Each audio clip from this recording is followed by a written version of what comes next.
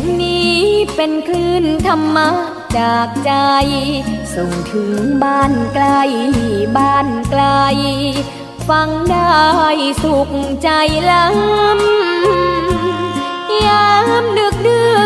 นค่ำคืนมีงานต้องทำเป็นคลื่นสารธรรมเน้นย้ำธรรมะเพื่อนใจเสียงคลื่นธรรมบอกหลักธรรมให้คลายความเหงาฟังเสียงธรรมะเบาเบาบอกเล่าถึงคนบ้านไกลสื่อธรรมะบอกลดละละวางด้วยใจสื่อไปถึงสวงในเข้าใจหลักธรรมหลักดีพลิ้วเพลงธรรมผูกสัมพันธ์จิตใจร่าเริงฟังสาระธรรมะบันเทิงรื่นเริงในชีวิตยามวันว่างเดินทางไปเยี่ยมสถานีนัดพบกันน้องพี่วันนี้วันดีวันเสาร์สวดมนต์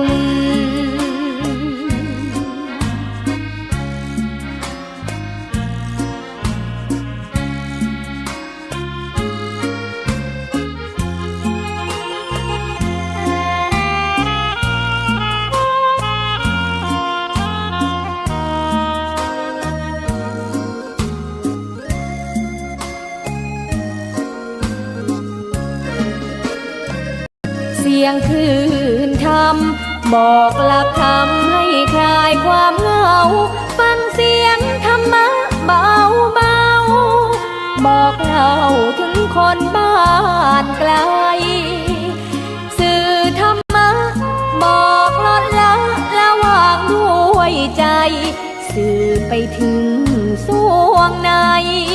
เข้าใจหลักธรรมหลักดี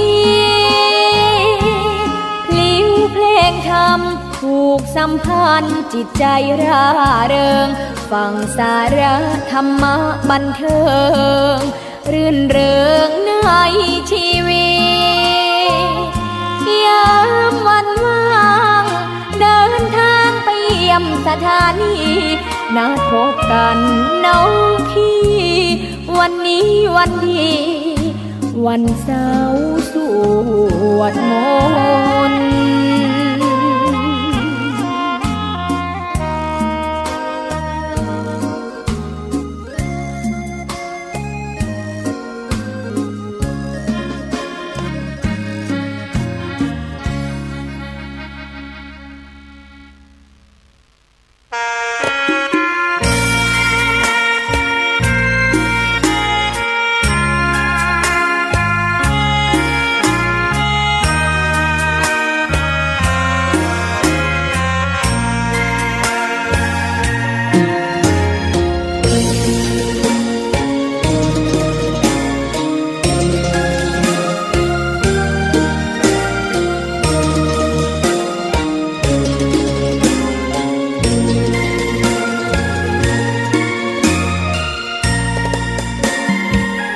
ดอกบัวดอกหนึ่ง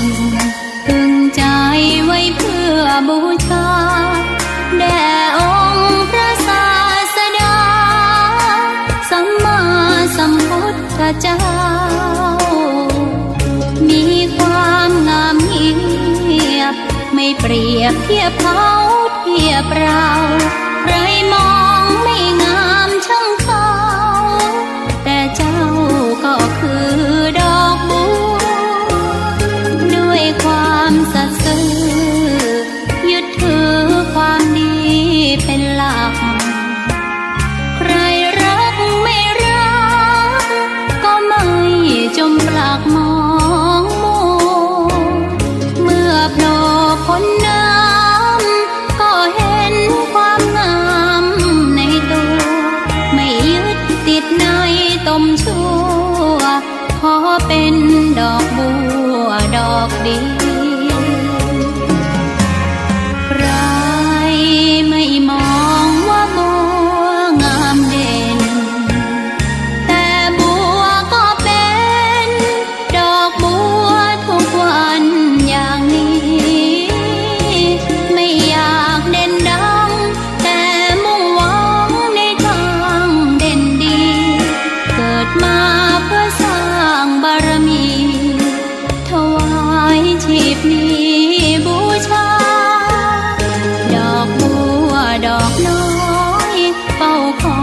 คนที่ใจบุญมาออบเอื้อเกื้อกูลรู้ค่าของบุญเก็บบัวขึ้นมาเพื่อสร้างความดีและเสริมบารมีดังว่าใช้ดอกบัวนี้บูชาพระสัมมาสัมพุทธองค์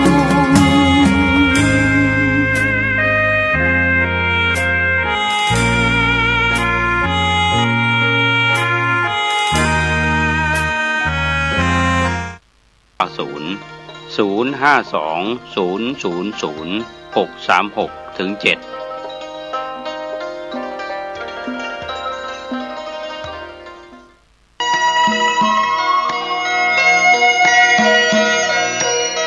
สารเพื่อการประชาสัมพันธ์โครงการปรับภูมิทัศน์และพัฒนาปรับพื้นที่รอบโบสถ์วัดป่าแดงมหาวิหารมติคณะกรรมการบริหารวัดป่าแดงมหาวิหารครั้งที่ 4/2567 ได้เห็นชอบและอนุมัติให้ดำเนินโครงการใช้เงินบริจาคและเงินสะสมของวัดเพื่อพัฒนาปรับพื้นที่ของวัดป่าแดงมหาวิหารจึงขอเชิญชวนผู้มีจิตศรัทธาร่วมพัฒนา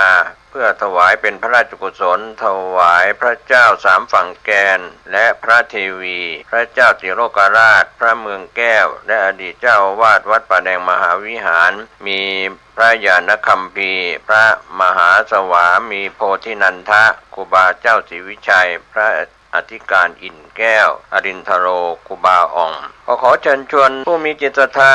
มีเจตนาร่วมในข่าวครั้งนี้โอนเงินผ่านธนาคารกรุงไทยสาขาสุเทพชื่อบัญชีวัดป่าแดงมหาวิหารเลขที่บัญชี521064750สอบถามรายละเอียดเพื่อร่วมทำบุญได้ที่0818815690ก็เป็นโครงการปรับภูมิทัศน์และพัฒนาปรับพื้นที่รอบอุโบสถวัดป่าแดงมหาวิหารตำบลสุเทพอำเภอเมืองเชียงใหม่จังหวัดเชียงใหม่โครงการนี้เริ่มดำเนินการท่านที่จะร่วมบุญร่วมกุศลร่วมอนุโมทนาได้บุญได้กุศลได้ความดีโดยทั่วหน้ากัน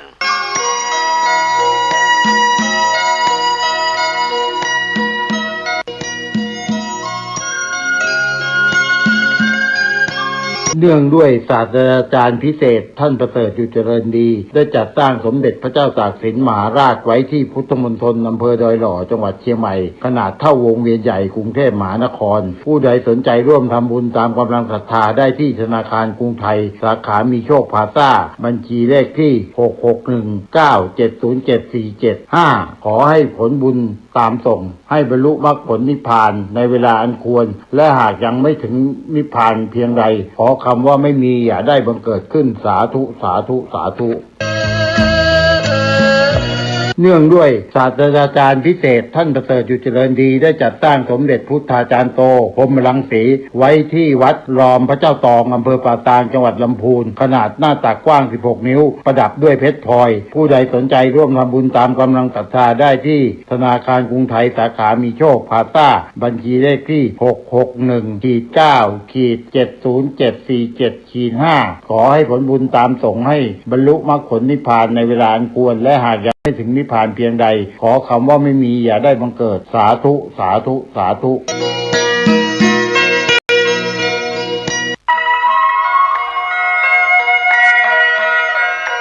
ขอเชิญพี่น้องชาวพุทธร่วมเป็นเจ้าภาพสร้างสุขาห้องอาบน้ำเพื่ออำนวยความสะดวกแก่คณะศรัทธาสาธุชนที่จะเข้าปฏิบัติธรรมกรรมฐานณวัดบ้านเราพระเจ้าตาเขียวพื้นที่126ตารางเมตรจำนวน23ห้องประกอบด้วยห้องน้ำหญิง8ห้องห้องอาบน้ำ4ห้องห้องสำหรับผู้พิการ1ห้องห้องน้ำชายแบ่งเป็นห้องสุขา5ห้องโถปัสสาวะ3โถห้องอาบน้ำ4ห้องและห้องสำหรับผู้พิการอีก1ห้องท่านผู้ใจบุญใจกุศลร่วมสร้างห้องน้ำห้องขาตารางเมตรละ 10,000 บาทหรือตามกำลังเจตนาศรัทธาติดต่อร่วมทำบุญได้ที่ธนาคารกรุงไทยสาขาป่าซางเลขที่บัญชี7980002 274-865ชื่อบัญชีวัดบ้านเราหรือสอบถามรายละเอียดเพิ่มเติมได้ที่พระครูภาวนาโสภิตผู้ช่วยศาสตราจารย์ด็อกเตอร์เจ้าวาดวัดบ้านเหล่าพระเจ้าตากเขียวตำบลบ้านเรือนอำเภอป่าซางจังหวัดลำพูนโทรศัพท์0969525159ได้ทุกวันขออนุโมทนากับเจ้าภาพทางไกลทางไกลและที่ร่วมทำบุญทั้งภาคปกติและออนไลน์ได้บุญได้กุศลได้ร่วมอนุโมทนาโดยทั่วหน้ากันสาธุชนท่านผู้ฟังดังหลายทุกท่านทุกคนวันนี้อาตมาภาพตุเจ้าวัดหนองตองแห่งดงจังหวัดเชียงใหม่ก็นำรายการปกิณกะแห่งธรรมะมาพบมาปะกับญาติกับโยมอีกเช่นเคยตามปกติทุกวันในเวลาเดียวกันนี้และก็ทุกวันในสถานีวิทยุแห่งนี้ท่านทั้งหลายได้ไหว้พระสวดมนต์แบบย่อๆเพราะทำแล้วมันทำให้จิตใจบริสุทธิ์สะอาดมีความสุขอย่างบอกบรรทุกตอนนี้ไปเรามาไหว้พระรัตนตรัยเดี๋ยวสวดมนต์พอสมควรและฟังธรรมะอะระหังสัมมาสัมพุทโธภควาพุทธังภควันตังอภิวาเทมิกราบพระพุทธสวากขาโตภควตาธัมโมธัมมังนัมมัสสามิกราบพระธรรมสุปฏิปันโนภควโตสาวกสังโฆสังฆังนัมมามิกราบพระสงฆ์นะโมตัสสะภะคะวะโตอะระหะโตสัมมาสัมพุทธัสสะนะโมตัสสะภะคะวะโตอะระหะโตสัมมาสัมพุทธัสสะนะโมตัสสะภะคะวะโตอะระหะโตสัมมาสัมพุทธัสสะพุทธังสรณังคัจฉามิธัมมังสรณังคัจฉามิสังฆังสรณังคัจฉามิตุติยัมปิพุทธังสรณังคัจฉามิตุติยัมปิธัมมังสรณังคัจฉามิตุติยัมปิสังฆังสรณังคัจฉามิตติยัมปิพุทธังสรณังคัจฉามิตติยัมปิธัมมังสรณังคัจฉามิตติยัมปิสังฆังสรณังคัจฉามิอิติปิโสภะคะวะอะระหังสัมมาสัมพุทโธวิชชาจารณะสัมปันโนสุขโตโลกวิทูอนุตตโรปุริสัทธัมมาสารถิสัทธาเทวมนุสสานังพุทโธภควาติยันตุนิมิตตังอะบะมังคะลัญจาโยจามะนาโปสะกุณัสสะสัทโธปะปะกะโอโตโสปินัง อาการตังพุทธานุภาเวนะวินาสเมนตุสวากขาโตปะคะวะตาธัมโมสันติติโกอากาลิโกเอหิปัสสิโกโอปัญญิโกปัจจตังเวทิตโพวินยูหิติยันตุนิมิตตังอวะมังคลัญจาโยจามะนาโพสกุนัสสะสัทโธปะปะกะโอโตโสปินังกะกันตังธัมมานุภาเวนะวินาสเมนตุสุปฏิปันโนภะคะวะโตสาวกสังโฆอุชุปฏิปันโนภะคะวะโตสาวกสังโฆสามิจิปฏิปันโนภะคะวะโตสาวกสังโฆยะติตังจัตตาริปุริสยุคานิอัตถปุริสปุคลาเอสะภะคะวะโตสาวกสังโฆอาหุนายโยปะหุนายโยทักขินายโยอัญชลิกรณิโยอนุตตรังปุญญเกตังโลกัสสาติยันตุนิมิตตังอวะมังคลัญจาโยจัมมานาโพสกุนัสสะสัทโธปะปะกะโอโตโสปินังอะกันตังสังฆานุภาเวนะวินาสเมนตุยะโตหังภะกินิอริยยะชาติยะชาโตนาปิชานามิสันจิจะปันนังชีวิตาวุโรเปตาเตนะสัจเจนะโสติเตโอตุสัพพทาเตโอตุโสติขัพพัสสะโพชังโคสติสังฆาโตธัมมานังวิจโยตถาวิริยัมปิติปัสสัทธิโพชังคาจัตตถาปะเรสัมมาทุเปกขโพชังคาสัตติเตสัพพทักษินามุนินาสัมมาทัคขตาภวิตาภอุลิกตาสังวัตตันติอภิญญายานิพพานายาจะโพธิญาเกเตนะสัจจะวัชเชนะ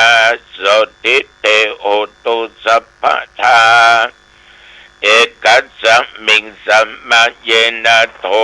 โมกขันลานันจักกัสสปังคิลานิตุกิเตติสวาโพชังเกสัตตเทสัญญิเตจะตังอภินันติตวาโรกมุตจิงจุตังคะเนเอเตนะสัจจวัชเชนะโสติเตโอตุสัพพทาเอกทาตัมมราชาปิเคลัญเยนะปิปิริโตจุนดาเตเลนะตัญเยวาปันนาเปตวานาสัทธังสมุติตวาจะอาปาทาตัมหาบุตตาสิธานาโสเอเตนะสัจจวัชเชนะโสติเตโอตุสัพพทาปะอินาเตจะอัปปะทาทินันนัมปิมะเอสินังมัคคะอัตตกิเลสวาปัตตานุปติธัมมตังเอเตนะสัจจวัชเชนะโสติเตโอตุสัพพทา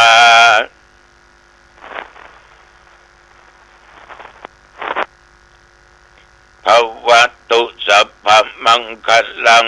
รักขันตุสัพพเทวตาสัพพพุทธานุภาเวนะสัทธาโสติภวันตุเตภวตุสัพพมังคลังรักขันตุสัพพเทวตาสัพพธัมมานุภาเวนะสัทธาโสติภวันตุเตภวตุสัพพมังคลังรักขันตุสัพพเทวตาสัพพสังฆานุภาเวนะสัทธาโสติภวันตุเต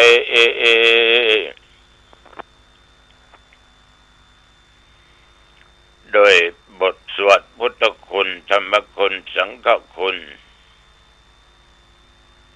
สาธยายมนต์บทชังฆปริต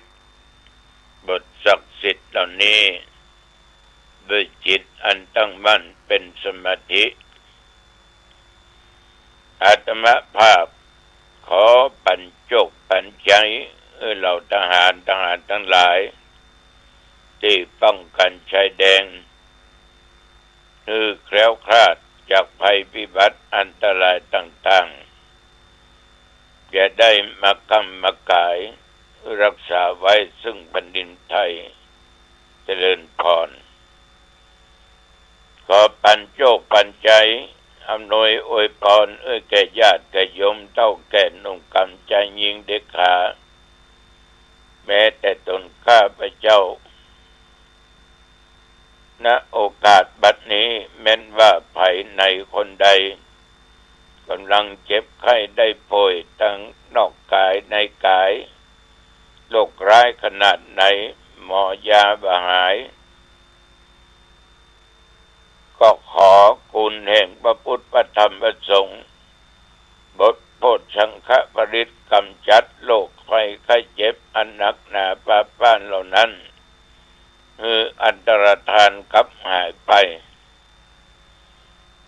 มีสุขภาพพลามัยอันแข็งแรงประกอบไปโดยโจกปีเดือนวันโจกปีโจกวันโจกยามอายุปีอายุเดือนอายุวันอายุยามแม้นว่าเดินทางไปเหนือใต้ตรงออกเดินทางด้วยความปลอดภัยปัจจากอุบัติเหตุภัยอันตรายต่างๆมีชัยชนะมีโชคตึงขาไปและขากลับเป็นคนมีสติปัญญาไม่ตั้งอยู่ในความประมาทญาติโยมแล้วให้ทุกคนทุกท่านมีความปรารถนาสิ่งหนึ่งสิ่งใดจงสำเร็จทุกประการอายุวันโนสุขังพลังกรมอุตุได้ประกาศบอกเสมอว่าระยะนี้ฟ้าฝนดงกระหน่ำอยู่มาลอยกระทงเดือนยี่เป็งเนี่ย จนว่าบางที่ได้งดงานบางที่ก็โชคดีแต่ว่านี่บางแห่งบางหนฝนก็บตกละก็เลยได้ลอยกระทงกันวันเดือนยี่เป็งตกกันอยู่วันค่ำคืนหุ้งแต่ว่านี่ดีน้อยนับตั้งแต่ตะวันมาจนถึงปัจจุบันบัดเดี๋ยวนี้ได้24 ชั่วโมงจะมาก็โชคดีบุญนักยมก็บุญนักบุญหลายเอาผ่านไปแหมหน่อแต่1 วันละนะได้1 วันละแต่ว่านี่ญาติโยมท่านผู้ฟังหลังจากฉันเช้าแล้วประมาณ8 โมงป่ายเจ้าหน้าที่กองบิน41ก็เอารถมารับไปที่กระทำบุญไปเจริญพุทธมนต์ไปเทศน์ซึ่งปราลบเหตุในการที่เพิ่นได้บูรณะซ่อมแซมอาคารต่างๆ แล้วก็เป็นการกระทำบุญครบรอบปีญาติโยมตวาเปิ้นนิมนต์ตุเจ้าน้องทอง2อุปคุต4ย่างทอง3ถึงเวลาก็ไหว้พระและสวดพุทธมนต์สวดมนต์จบแล้วปูจานการาธนากล่าวคำโอกาสเรียนทานแบบพื้นบ้านล้านนาประเคนวัตถุปัจจัยทายธรรมตลอดจนอาหารน้ำดื่มพระสงฆ์นั้นได้ฮือปอนต่อจากนั้นก็มาฉันเพลเรียบร้อยก็กลับวัดกลับว่าแต่ว่ามาถึงวัดเที่ยงป่ายพอดีบังเอิญแต่ว่ามีงานข่าวดำที่วัดจะนำสรีระร่างกายไปตุ่มไปทอดไปเผากันตามประเพณีที่นิยมกันมาจนมาค่ำมืดก็ไม่ได้ไปไหนแต่ว่านี้เตรียมงานปรับสถานที่ห่วงผ้าปักธงจัดที่เพราะวันนี้จะได้จัดพิธีถวายพระราชกุศลแด่สมเด็จพระนางเจ้าสิริกิติ์พระบรมราชินีนาถคือพระบรมราชชนนีพันปีหลวงที่วัดดอกทองเราจะเริ่มเวลาประมาณ 9 โมงเป็นต้นไปภายนอกก็มีทางหน่วยงานราชการเทศบาลชมรมกำนันผู้ใหญ่บ้านคณะครูคณะหมอแพทย์ต่างๆทั้งหลายท่านนายอำเภอปลัดอำเภอและญาติโยมทุกสารทิศต่างก็แสดงจิตมีความกตัญญูกตเวทิตาธรรมต่อสมเด็จพระนางเจ้าสิริกิติ์พระบรมราชินีนาถหรือพระบรมราชชนนีพันปีหลวงอันเป็นที่ฮักที่นับถือของหมู่เฮาปวงชนชาวไทยทุกหมู่ทุกเหล่าญาติโยมวันนี้นิมนต์พระสงฆ์ทรงสมณศักดิ์15 ตนเทศนาธรรม1 ตนสวดอภิธรรม4สวดพุทธมนต์10ต้องขอขอบใจต่อสาธุเจ้าครูบาเมียววัดปุ่นคงที่ได้ร่วมบุญร่วมกุศลครั้งนี้ 5,000 กล่องบุญขอบใจต่อต้านที่ปรึกษานายกเทศมนตรีเทศบาลหนองตองหรือคุณประดิษฐ์วณีสอนร่วมงานในวันนี้ 15,000 กล่องบุญแล้วก็จะได้นำลงทานบัดโดยท่านนายกตำบลขันแก้วก็เอาโรงทานมาข่าวว่าเลี้ยงขนมเส้น และจะแต่งขนมครกตัวนอกจากนั้นต้องขออนุโมทนาต่อญาติต่อโยมทุกท่านทุกคนที่ร่วมกันจัดสถานที่ตว่าก็ดีอกดีใจเรียบร้อยไปฉะนั้นวันนี้นอกจากจะมีการสวดมนต์ถวายเป็นพระราชกุศลแล้วเป็นวันเปิดสอบนักธรรมโทเอกเป็นวันแรกเพราะจะสอบตั้งแต่วันที่7ที่8ที่9ที่10ท่านทั้งหลายทุกเจ้าที่จะมาสอบถึงเน้น79 ตนวันนี้เลี้ยงเข้าถึงคฤหัสถ์ถึงพระสงฆ์องค์เด่นที่รับนิมนต์ก็ดีจะได้เข้าสอบนักธรรมชั้นโทชั้นเอกก็ดีในวันนี้ก็จะเป็นการสอบธรรมเป็นวันเริ่มแรกตัวอย่างใดก็ต้องขออนุโมทนาขอบใจต่อญาติต่อโยมทุกท่านทุกคนที่คอยให้กำลังอกกำลังใจติดตามฟังรายการธรรมะมาด้วยดีตลอดมีความเชื่อมั่นว่าญาติโยมมีหลักในการที่ปฏิบัติคือเฮาเชิดชูธรรมะและศีล เอาความหมายว่าศีลและธรรมนั้นทำให้คนเป็นคนดีทำให้คนในสังคมนี้นอกจากดีแล้วเป็นคนมีจิตใจงดงามเสียสละแต่ตั้งตัวตั้งตนอยู่ในความประมาทอย่างน้อยญาติโยมก็มีศีล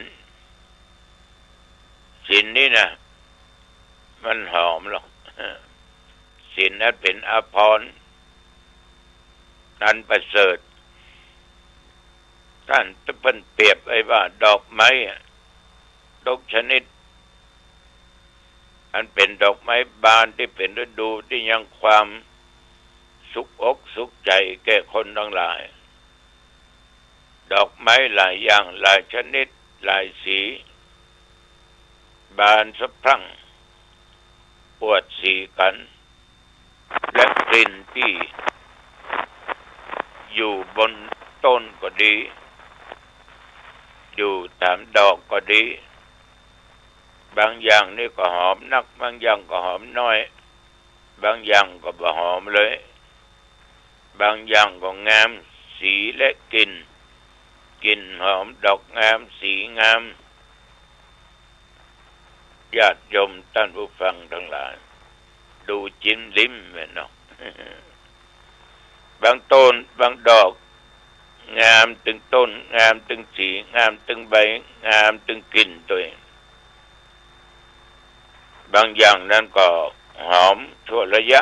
เมื่อเจ้าบางอย่างเมื่อเจ้าบ่หอมก็ตอนบ่ายหมอก็ตอนค่ำตอนมืดบางดอกบางยิ่งเจ้าเวลาคืนฉะนั้นญาติโยมอันนี้เปรียบเทียบกลิ่นหอมของดอกไม้กลิ่นหอมของดอกไม้แต่ว่าดอกไม้เนี่ยมันไม่จีรังยั่งยืนหรอกประจ้ามันนานมันก็เหี่ยวก็แห้งไปล่วงลงไปเมื่อมันล่วงลงไปราคาก็มีกินก็หายแซ่บหายซอยฉะนั้นท่านทั้งหลายคนที่มีศีลนั้นเป็นกับสังคมคนนั้นคนนี้เป็นคนดีประฆ่าสัตว์ตัดชีวิตเป็นรักเป็นโลภประโกงไผ่ประอุ้ยไม่อุ้ยนี่นะเป็นคนที่มีศีลมีความพึงพอใจในสามีภรรยาตัวเองว่าโกหกว่าตอแหลว่าอู้คำหยาบว่าด่าคนนั้นว่าคนนี้ประการสำคัญคนถึงบ่ดื่มเหล้าบ่กินยาเสพยาอย่างกันญาติโยมบางคนเนี่ยมันจะเป็นอย่างนี้เพราะว่าศีลนี่ท่านทั้งหลายทำให้คนเฮานี่ตะกึดตึงหาแม้แต่เขามีชีวิตหรือเขาจากไปเพราะเขาจะมีแต่คุณงามความดีเท่านั้นเอาพอพวงมาลัยกันดอกไม้หอมที่เปิ้นนำขายตำ4 แยก3 แยก2 แยกถนนหนทางเราอ่อนจะขายดอกมะลิเนี่ยห้อยเป็นพวงมาลัยคนที่มันชอบกินชอบอย่างเพื่อก็แวะซื้อนะแวะซื้อเพราะว่าดอกไม้นั้นมันดูเรียบร้อยและมีกลิ่นหอมตัวโดยเหตุอย่างนี้ญาติโยมพระอรหันตาทั้งหลายอริยสาวกเจ้าทั้งหลายพระพุทธเจ้านั้นน่ะเพิ่นได้สรรเสริญศีลว่าเป็นอาภรณ์เป็นเครื่องประดับอันประเสริฐยิ่งกว่าเพชรนินจินดาประเสริฐยิ่งกว่าอาภรณ์เสื้อผ้าต่างๆที่ห้องบัจจัยมาประดับตัวประดับตนนั้นเพราะมันก็บ่อาจทำให้เฮานั้นแปลว่าตั้งกายวาจาใจของคนประดับได้งดงามถึงจะมีผ้า สีอะไรก็ตามมีกลิ่นหอมเนี่ยแต่สิ่งเหล่านั้นมันหอมได้แบบมื่นระยะนานมันก็หายวับไปสู้คนมีศีลมันได้คนมีศีลนั้นศีลมันประดับบุคคลนั้นจะไปเหนือใต้ตรงออกจะไปไกลไปใกล้ก็ได้ชื่อว่าได้สร้างศัตรูแก่ตัวเองฉะนั้นญาติโยมศรัทธาสาธุชนศีลอันว่าแปลว่าปกติกายวาจาใจเมื่อเขามีข้อศีลเป็นปกติก็บ่นำความเดือดร้อนดับนำความหายนะเกิดขึ้นกับภัย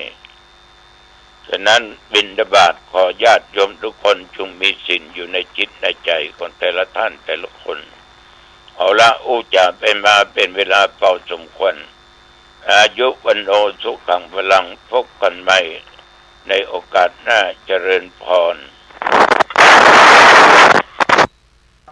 ไม่ใช่เป็นเพียงแค่การช่อโกงประชาชน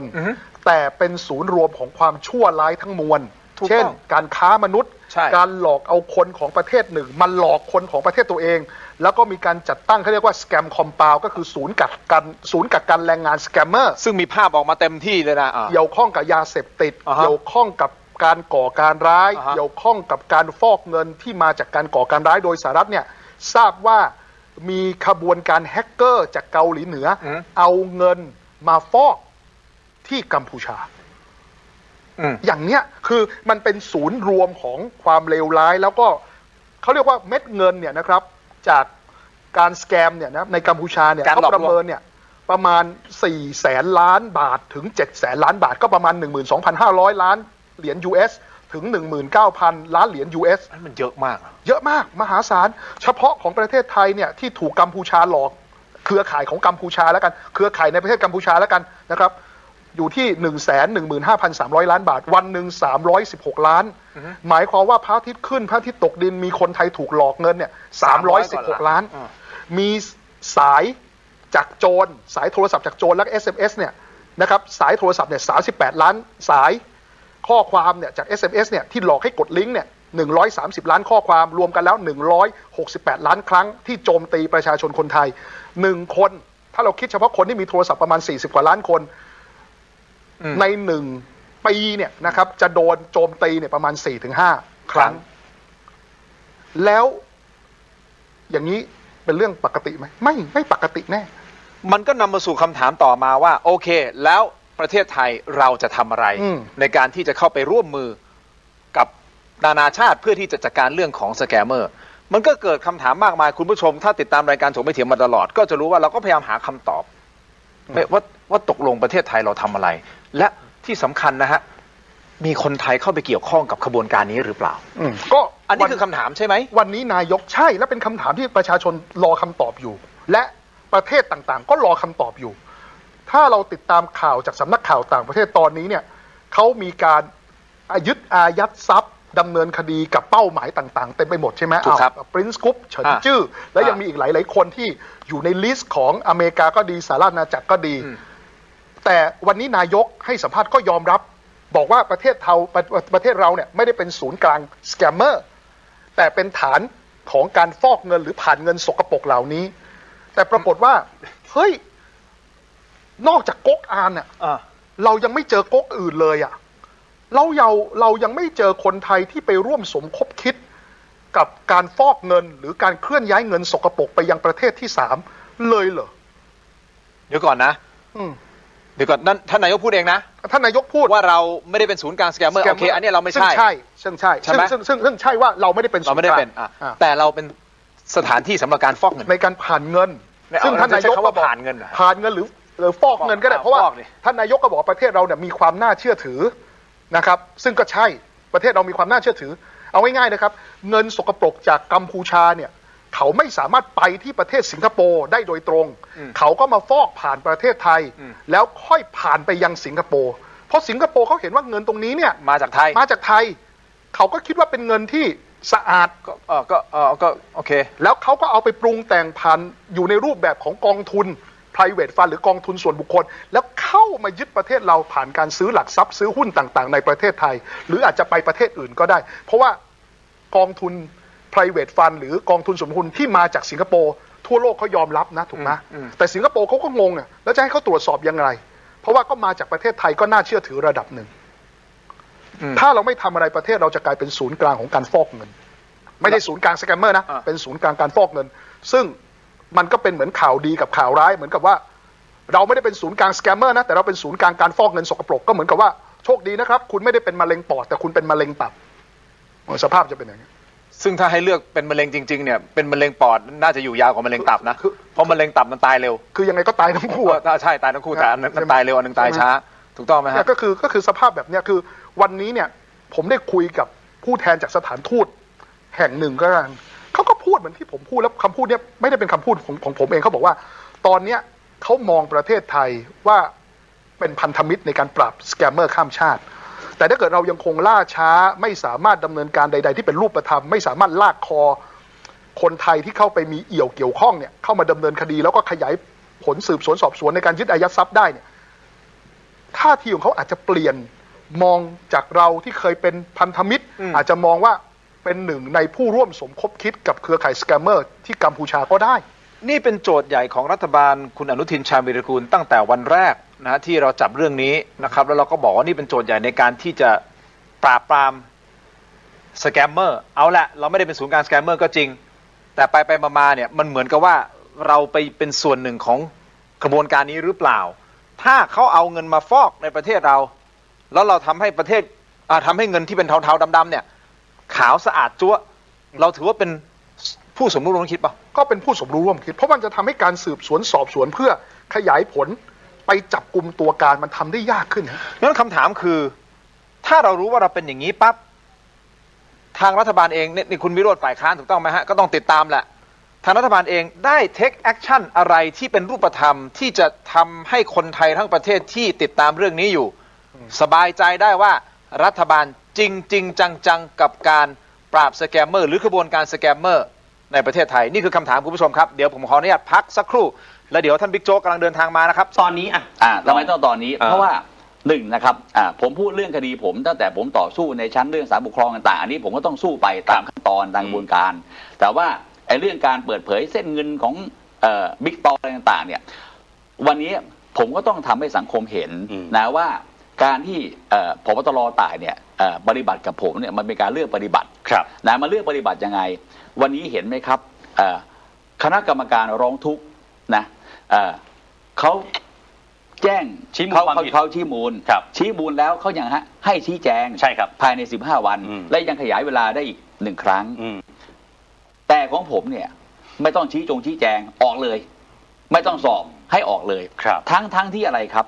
ผมที่ไม่มีเส้นเงินเข้าบัญชีผมเข้าบัญชีเมียสักเส้นหนึ่งนะลูกน้องทำผิดก็ต้องว่างไปถูกไหมฮะแต่อันนี้ของบิ๊กต่อเนี่ยดับเบิลชัดนะเข้าเมียเข้าพี่ชายพี่สาวมันเป็นเส้นเงินจากเว็บพนันตรงๆนะฮะแต่ว่าการปฏิบัติมันไม่เหมือนกันถูกไหมฮะแต่ของผมเนี่ยไม่มีเส้นเงินโอเคแหละลูกน้องผมมันทำผิดแต่ลูกน้องผมมันอยู่ที่ไหนอยู่สงขลาอยู่สมุทรปราการนะการลูกน้องทำผิดมันต้องไปเกี่ยวกับผู้การผู้บัญชาการถูกไหมครับมันห่างชั้นรองผบ.เยอะคือกว่าจะมาถึงรองถึงผมถูกไหมครับแต่นี้การทำแบบนี้ที่เห็นเพราะอะไรครับเห็นไหมการสอบสวนของคณะกรรมคือมันมีคณะกรรมการเหมือนกันนะ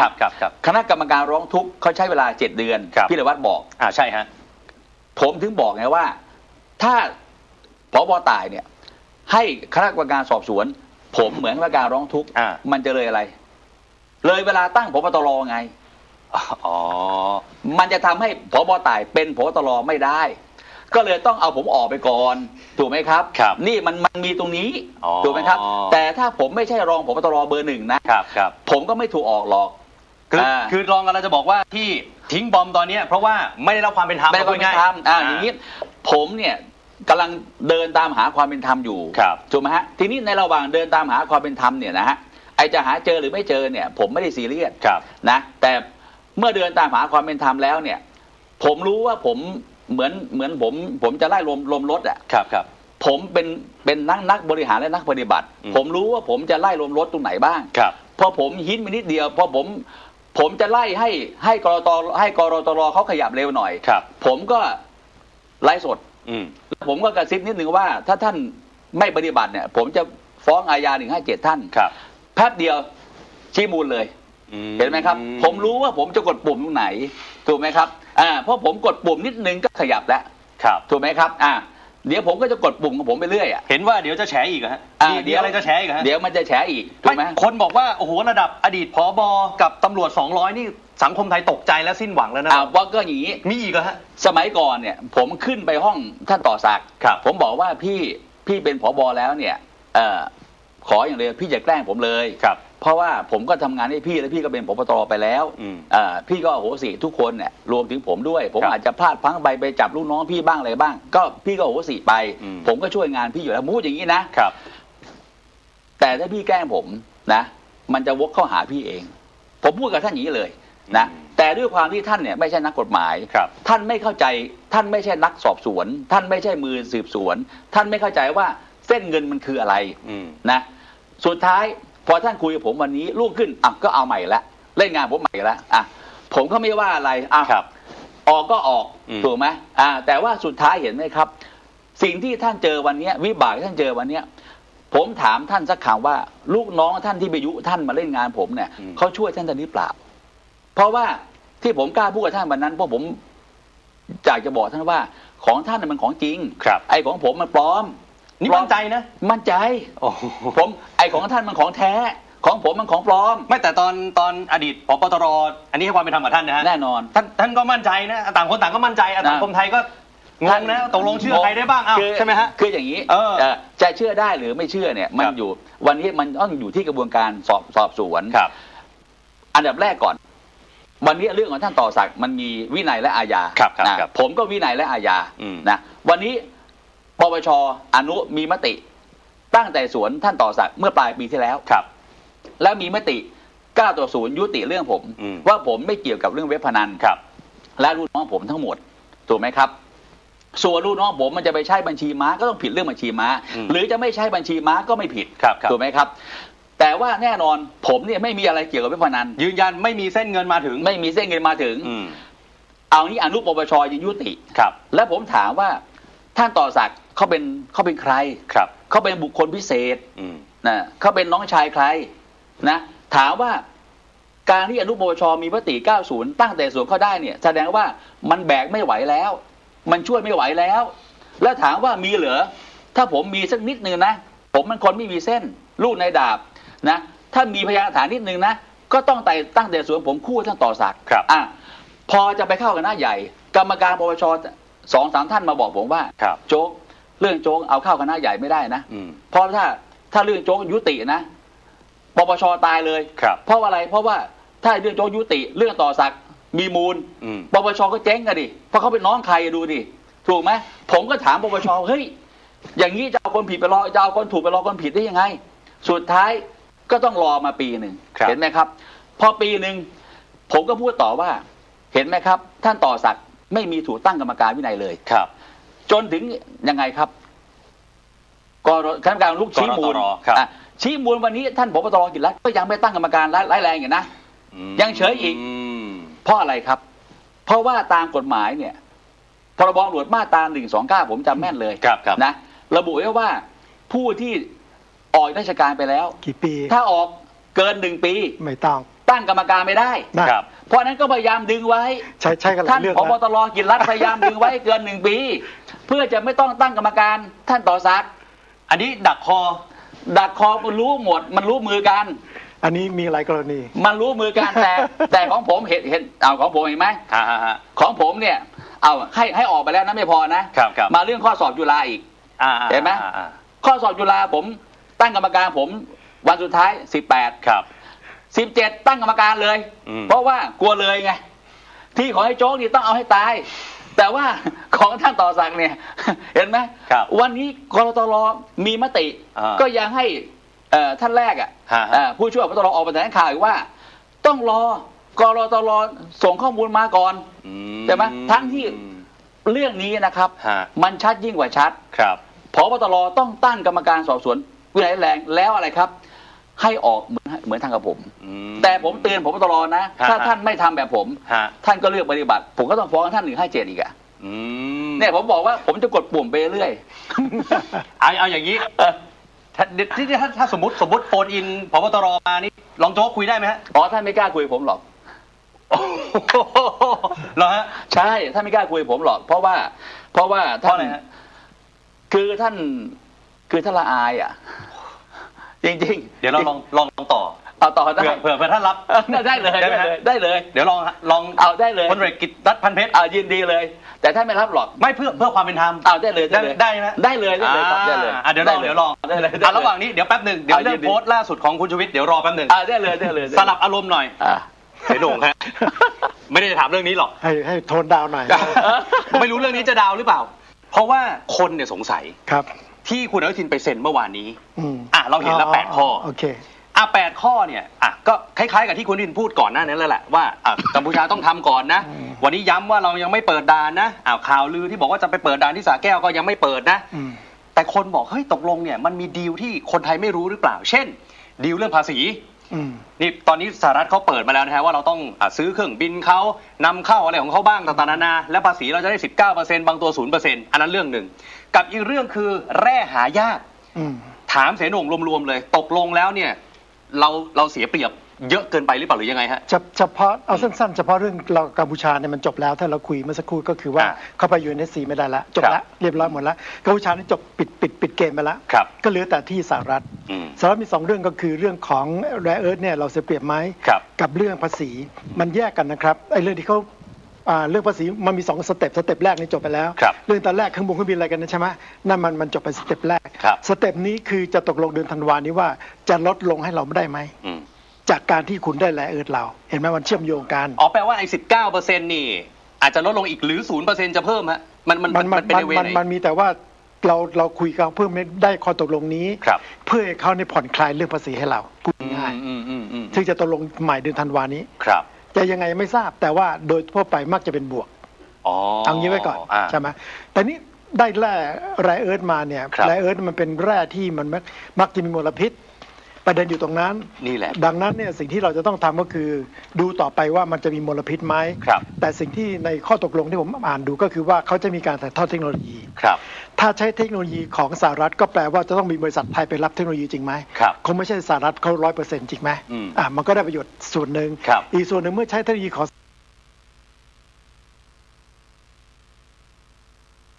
สหรัฐเราต้องดูให้ได้ว่าได้เทคโนโลยีมาจริงๆหรือเปล่าถ้าได้เทคโนโลยีจริงมันก็จะปลอดภัยเพราะทางตะวันตกเนี่ยเทคโนโลยีจะปลอดภัยยกเว้นว่าก็เห็นเราเป็นประเทศป่าเถื่อนเขาก็เอาเทคโนโลยีไม่ดีมาให้เราอันนั้นอีกเรื่องหนึ่งคุณต้องไปว่ากันแต่โดยพื้นฐานเนี่ยเราต้องติดตามดูไม่เกิดมลพิษซึ่งก็มีทางเป็นไปได้ว่าจะไม่เกิดเพราะว่าเขาใช้เทคโนโลยีที่ดีกว่าแต่เราต้องดูอย่าประมาทคือคนเป็นกังวลเจ้าของธุรกิจทุกคนล้วนอยากสร้างทีมงานที่ดีที่สุดหาคนที่ใช่ทำงานลื่นไหลลดขั้นตอน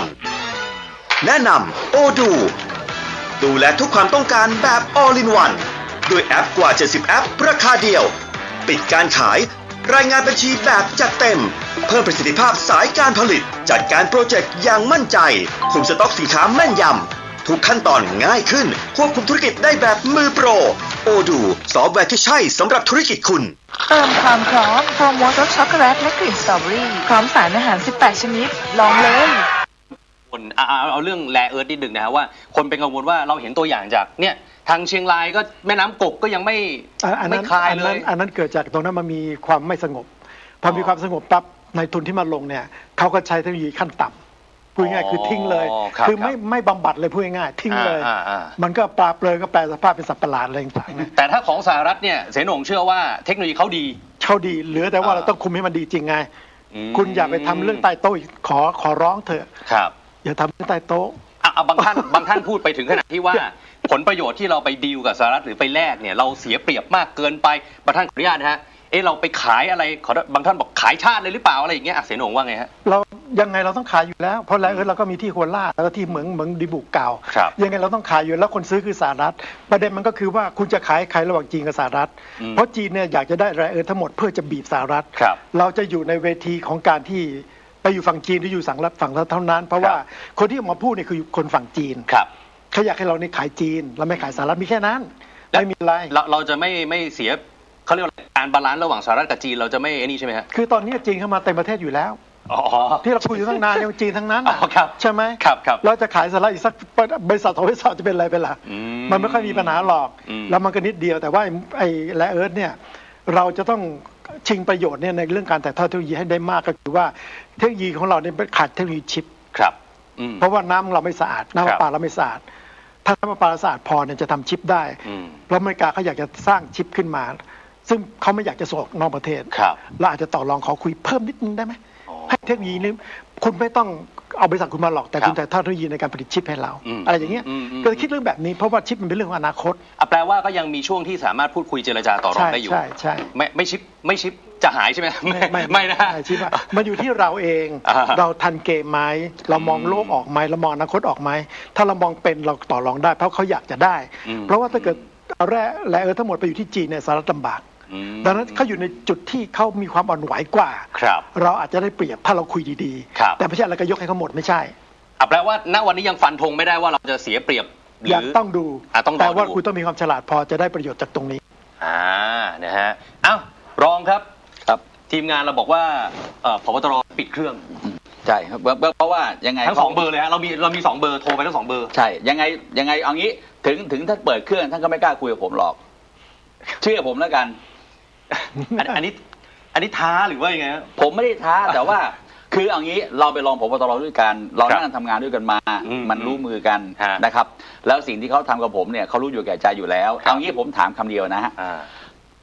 เอาติ้งต่างไว้ก่อนว่าผมผิดนะว่าผมต้องหาคดีอาญานะเอางี้ติ้งต่างไว้เลยว่าผมผิดนะก็ติ้งต่างไว้ก่อนว่าท่านต่อศักดิ์ก็ผิดเหมือนกันแต่ว่าหลักเนี่ยท่านต้องไปดูกฎหมายรัฐธรรมนูญมาตรา 29 วรรค 2นะตราบใดก็ตามที่ศาลไม่พิพากษาถึงที่สุดถือว่าเป็นผู้บริสุทธิ์จะปฏิบัติกับเขาเนี่ยอย่างเช่นผู้กระทำผิดไม่ได้จะเอาผมออกทันทีไม่ได้นะแล้วถ้าท่านไปดูในคำสั่งที่ให้ผู้ออกราชการนะครับนะเขียนไว้เลยนะฮะว่าลูกน้องทำผิดแล้วพาดพิงมาถึงผมแค่พาดพิง2 คำให้ผมออกทันที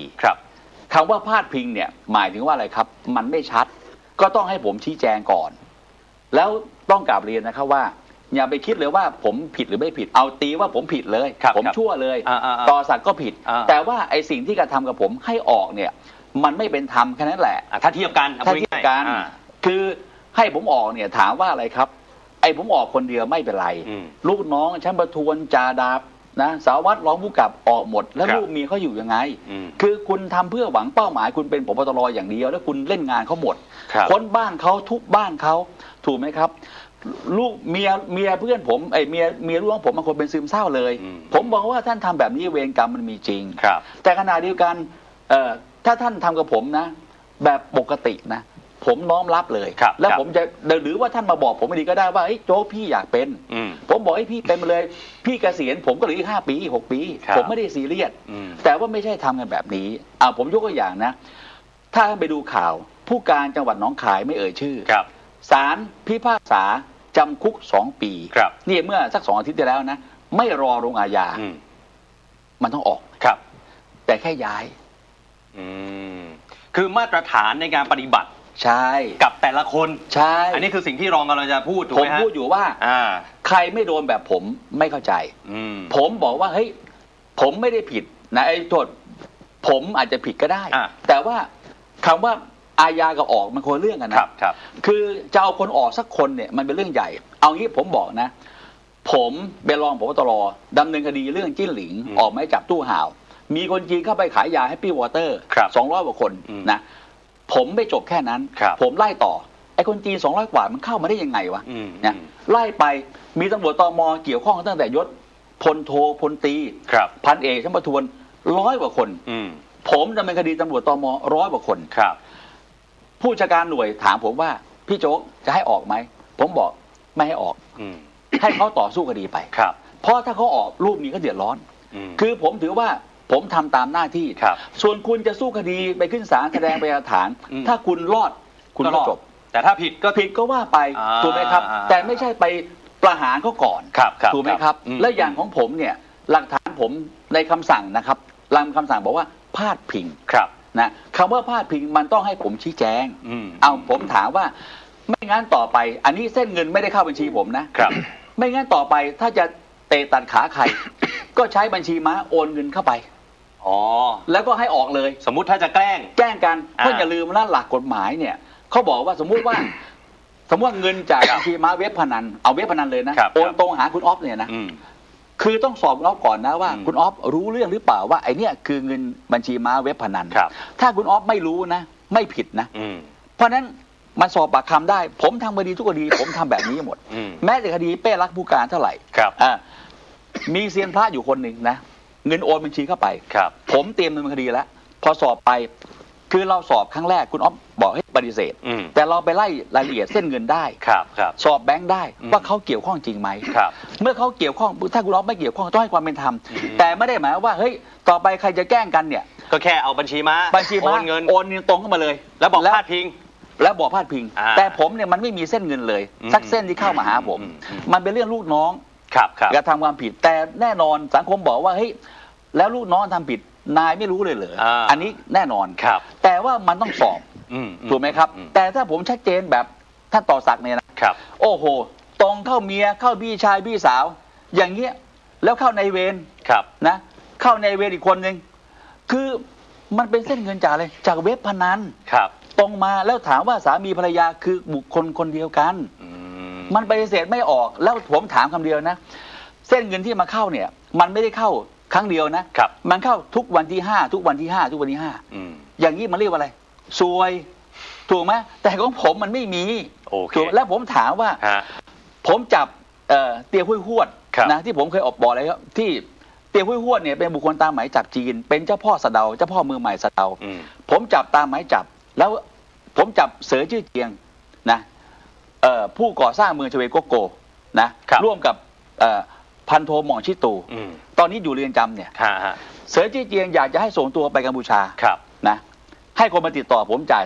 300นะผมต่อสู้จนศาลชั้นต้นเนี่ยผมไม่ยอมผมยังไงหลิวจงอี้บอกว่ายังไงอย่านะผมบอกไม่ต้องห่วงถ้าผมอยู่เนี่ยยังไงก็ไปจีนมึงไปประหารชีวิตที่จีนแน่ศาลชั้นต้นพิพากษาไปจีนถามว่าทำไมพวกนี้ถึงอยากกลับไปกัมพูชาเอาง่ายๆพวกนี้จะมี2 สัญชาติตลอดนะกลับไปกัมพูชาก็ติดปีกเลยเอาเหมือนการเตียวหุ้ยหวดนะอยู่สะเดาสนับสนุนนักการเมืองอักษรย่อชอผมไปแล้วฮะชออีกแล้วไม่รู้ชอเดียวกันป่ะผมชอเดียวกันไหมชอเดียวกันไหมคนละชอคนละชอโอ้โหผมเดี๋ยวลองผมก็ชอนะไม่ใช่ไม่ใช่ชัยนวลคืออย่างนี้ผมไปจีนมารัฐมนตรีว่าการกระทรวงความมั่นคงสาธารณะหลิวจงอี้เขาบอกผมว่ารัฐมนตรีว่าการกระทรวงความมั่นคงสาธารณะจะมอบโล่รางวัลให้ผมนะเพราะว่าผมจับคนจีนตามหมายจับเขา100 คนคนที่100ก็คือเสือจี้เจียงเพราะฉะนั้นเขาเคยเชิญผมไปจีนนะแล้วเขาก็บอกว่ามีคนหนึ่งเนี่ยรับใช้ดูแลนักการเมืองไทยอยู่ภายใต้การดูแลของนักการเมืองไทยผมก็สงสัยเขาบอกชื่อเตียวหุ้ยหวดผมกลับมาไข่วะผมรู้แล้วผมจับเลยพอจับผมไม่ควบคุมตัวที่เรือนจำสงขลานะผมเอามาควบคุมตัวเรือนจำกรุงเทพเพราะแม้หนีมันหนีนะไอ้นี่ก็พยายามให้ผู้กำกับสืบสวนจังหวัดมาติดต่อผมบอกว่าขอจ่ายผม300คือผมบอกว่าอำนาจตำรวจมันเยอะผมรู้ว่ายังไงคนพวกนี้จะมี2 สัญชาตินะครับมีจีนกับมีกัมพูชาแต่ถามว่าอำนาจตำรวจในการที่จะส่งกลับไปประเทศไหนอยู่ไหนหรือเปล่าเขาบอกว่าผู้ต้องหาเนี่ยมี2 สัญชาติถ้าสมัครใจกลับไปประเทศใดต้องส่งกลับไปประเทศนั้นเห็นไหมถ้าผมจะรับเงิน300ผมก็บอกว่าเฮ้ยอันนี้มันสมัครใจกลับไปกัมพูชาต้องส่งไปกัมพูชาแต่นี่ผมไม่ให้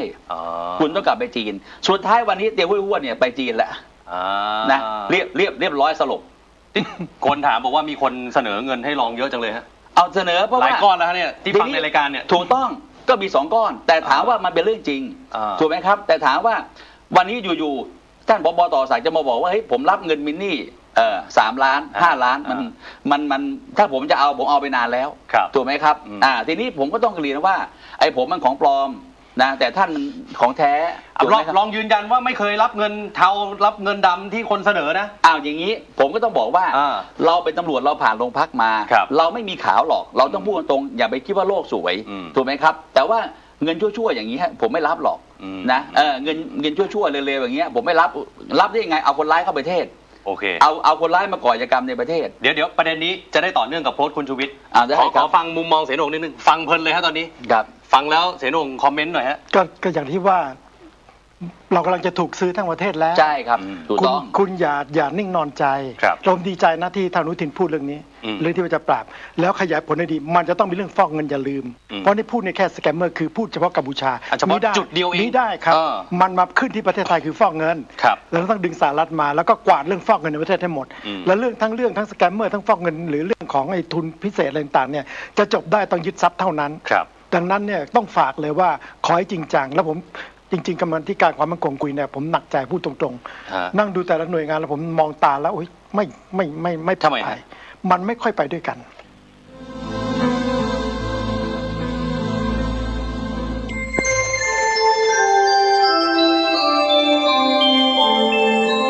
ขณะนี้ท่านกำลังฟังสถานีวิทยุกระจายเสียง FM 104.5 เมกะเฮิรตซ์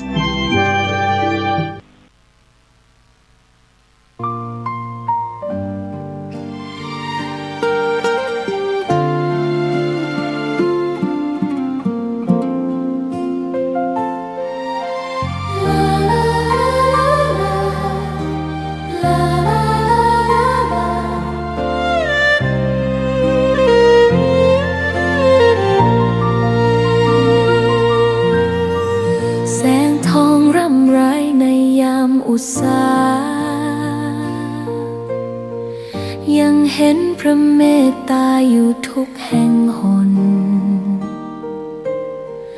น้ำพระทัยฉโลมใจคน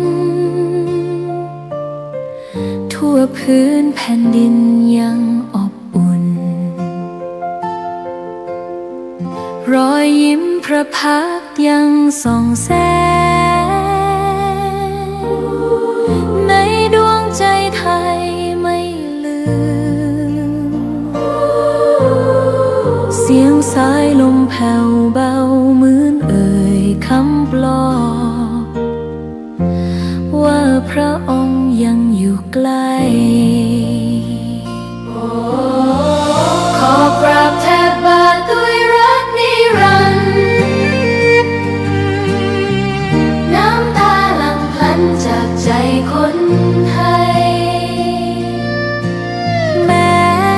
เสด็จสู่ฟ้าไกลแต่พระหฤทัยอยู่ในแผ่นดินนี้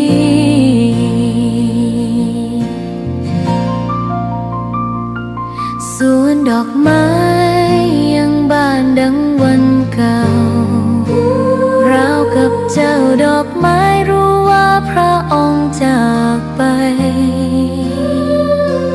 แต่กลิ่นหอมยังพัดผ่านใจให้ระลึกถึงพระเมตตาแผ่นดินนี้ยังส่องสว่างด้วยพระคุณอันยิ่งใหญ่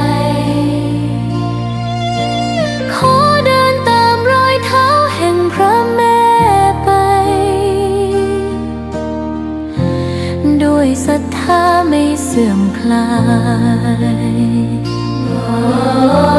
ขอกราบแทบบาทด้วยรักนิรันดร์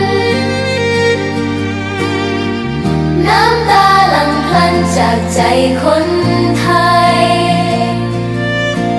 แม้เสด็จสู่ฟ้าไกลแต่พระหฤทัยอยู่ในแผ่นดินนี้ดวงใจไทยทุกดวงขอพักดีขอถวายรักนี้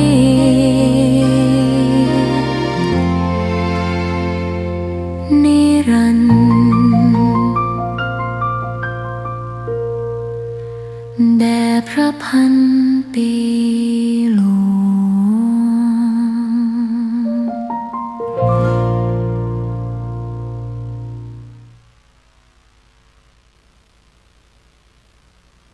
ท่านสาธุชนผู้มีความสนใจในธรรมทั้งหลายการบรรยายประจำวันเสาร์แห่งภาควิสาขบูชาในชุดคู่มือจำเป็นสำหรับการศึกษาและปฏิบัติเป็นตอนที่8ในวันนี้อาตมาจะได้บรรยายโดยหัวข้อว่าวิธีการใช้อานาปานสติให้เป็นประโยชน์แก่กิจการในบ้านเรือน ฟังดูก็แปลกดีในบ้านเรือนในที่นี้หมายความว่าไม่ได้เกี่ยวกับธรรมะโดยตรงแต่จะเอามาใช้ในบ้านเรือน ในการประกอบอาชีพในการดำรงชีวิตในการเยียวยาแก้ไขปัญหาอย่างบ้านเรือนโรคภัยไข้เจ็บเป็นต้นข้อนี้มันมีปัญหาอยู่บางอย่างคือคนโดยมากไม่ยอมเชื่อว่าธรรมะอันสูงสุดในพระพุทธศาสนานั้นจะเอามาใช้ได้ในบ้านเรือนหรืออย่างธรรมดาสามัญมีคนเคยกล่าวกันแนะกันแหนด่านั่นแหละพูดกันตรงๆว่าอาตมานี่เอาธรรมะของพระพุทธเจ้ามาใช้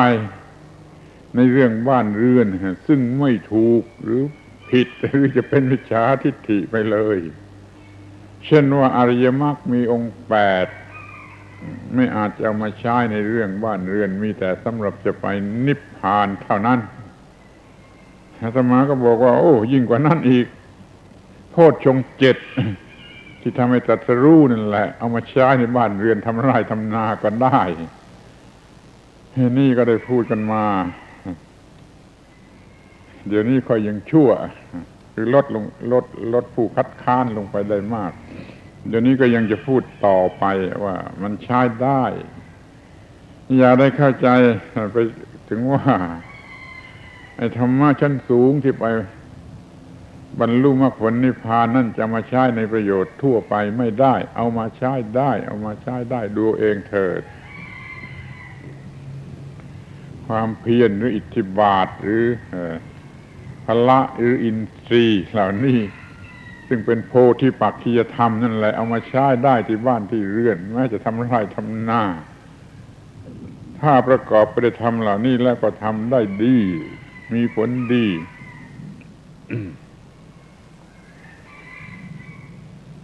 เราจะต้องรู้จักนำมาใช้ให้ถูกเรื่องแล้วมันก็ใช้ได้อยากจะยกตัวอย่างว่าในของบางอย่างที่มันมีค่ามากถ้าจำเป็นจะต้องเอามาใช้อย่างของมีค่าน้อยหรือไม่มีค่า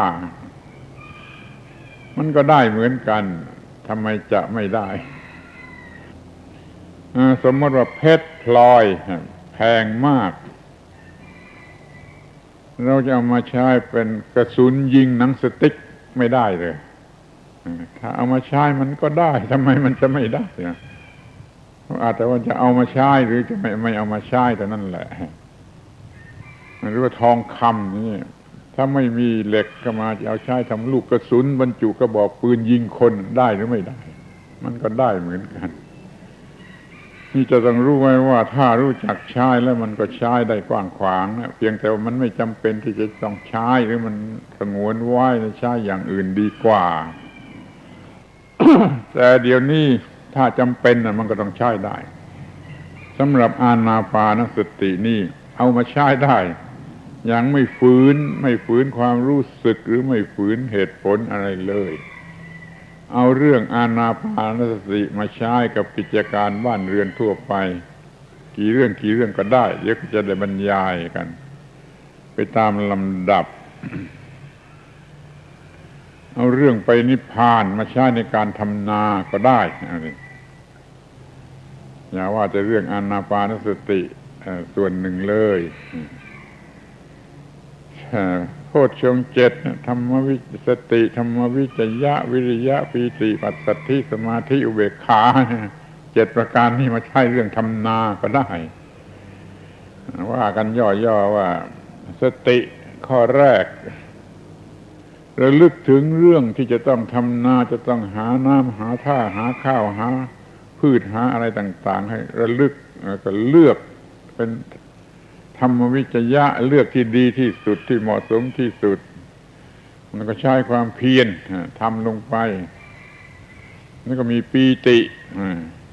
แล้วเราให้เกิดกำลังใจในการที่จะทำอย่างสนุกสนานแล้วก็มีความสงบระงับเข้ารูปเข้ารอยเป็นปัสสัทธิมีสมาธิในการกระทำถึงที่สุดแล้วก็รอว่าเมื่อไรมันจะออกเป็นรวงข้าวมานี่สติธรรมวิจยะวิริยะปีติปัสสัทธิสมาธิอุเบกขาโพชฌงค์7เอามาใช้ทำนานี่เรื่องไปนิพพานมาใช้ในเรื่องการทำนามันก็ได้ถ้ารู้จักใช้เดี๋ยวนี้จะพูดเฉพาะเรื่องอานาปานสติซึ่งได้บรรยายมาโดยละเอียดแล้วในการบรรยายครั้งก่อนๆว่าทำกันอย่างไรจึงจะเป็นอานาปานสติที่สมบูรณ์แล้วก็ใช้ได้สารพัดอย่างในชั้นแรกนี่เราก็ต้องนึกถึงประวัติในความเป็นมาของคำว่าอานาปานสตินี่กันเสียก่อนว่า มันมีมาตั้งแต่เมื่อไรในอินเดียมีระบบจัดการกับลมหายใจแบบโบราณนานที่สุดเขาเรียกกันว่าปราณายามะปราณายามะตัดบทเป็นปราณอายามะแปลว่าการควบคุมบังคับลมปราณคือลมหายใจตั้งแต่สมัยดึกดำบรรพ์ตั้งแต่สมัยเป็นคนป่ามนุษย์รู้จักจัดการเกี่ยวกับลมหายใจทำอย่างไรจะได้รับประโยชน์ที่สุดแล้วระบบนี้ก็ได้รับการปรับปรุงแก้ไขมาเรื่อยมาดีขึ้นกว้างขวางขึ้นละเอียดละอออกไปเป็นปราณายามะ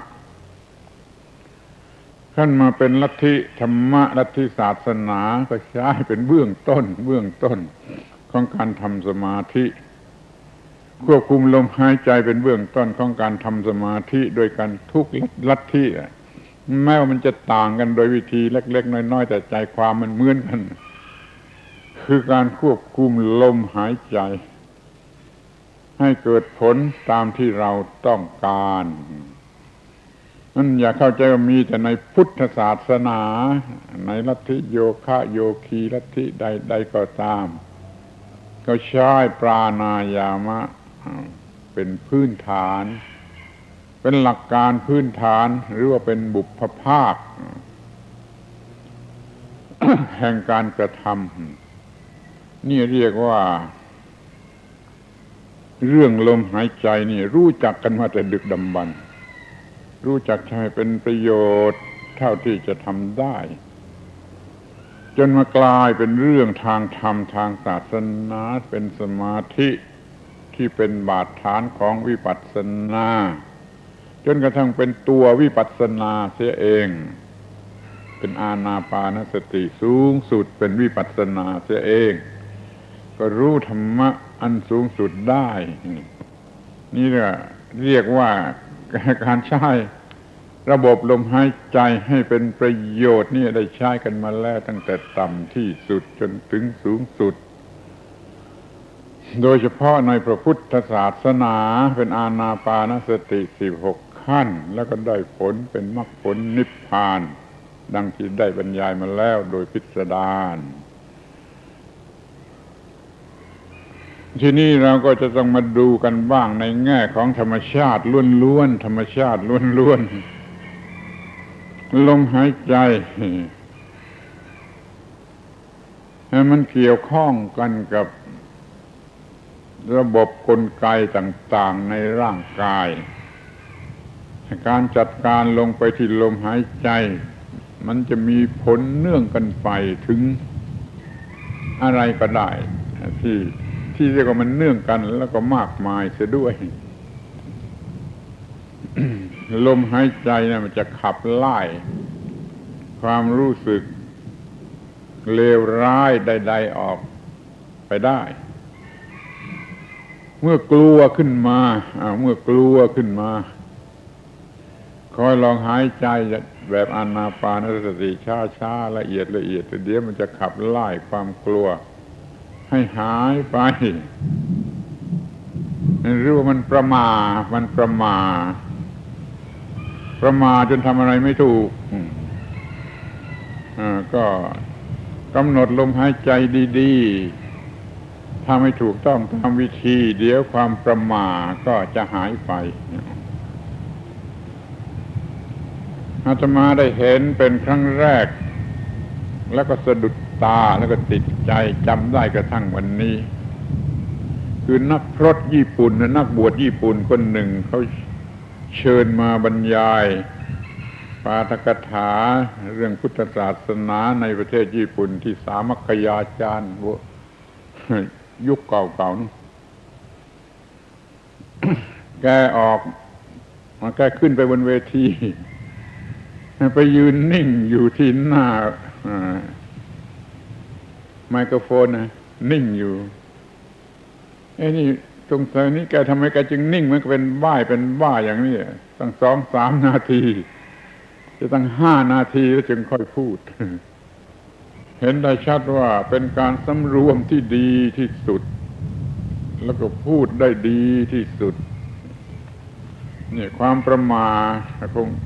คงจะประมาทแล้วก็หายไปขับไล่ไปโดยการหายใจที่อย่างถูกต้องวิธีนี่เรียกว่าขับไล่ความประมาทธรรมชาติมันก็สร้างมาอย่างนั้น เมื่อเรารู้สึกโศกเศร้าอัดอั้นตันใจมันก็มีการถอนหายใจใหญ่ไม่สังเกตเห็นบ้าง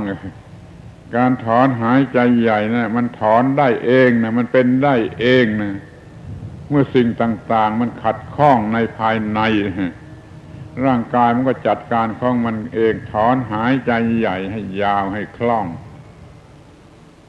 ความอึดอัดความขัดแค้นความจะร้องไห้มันหายไปนี่ลมหายใจ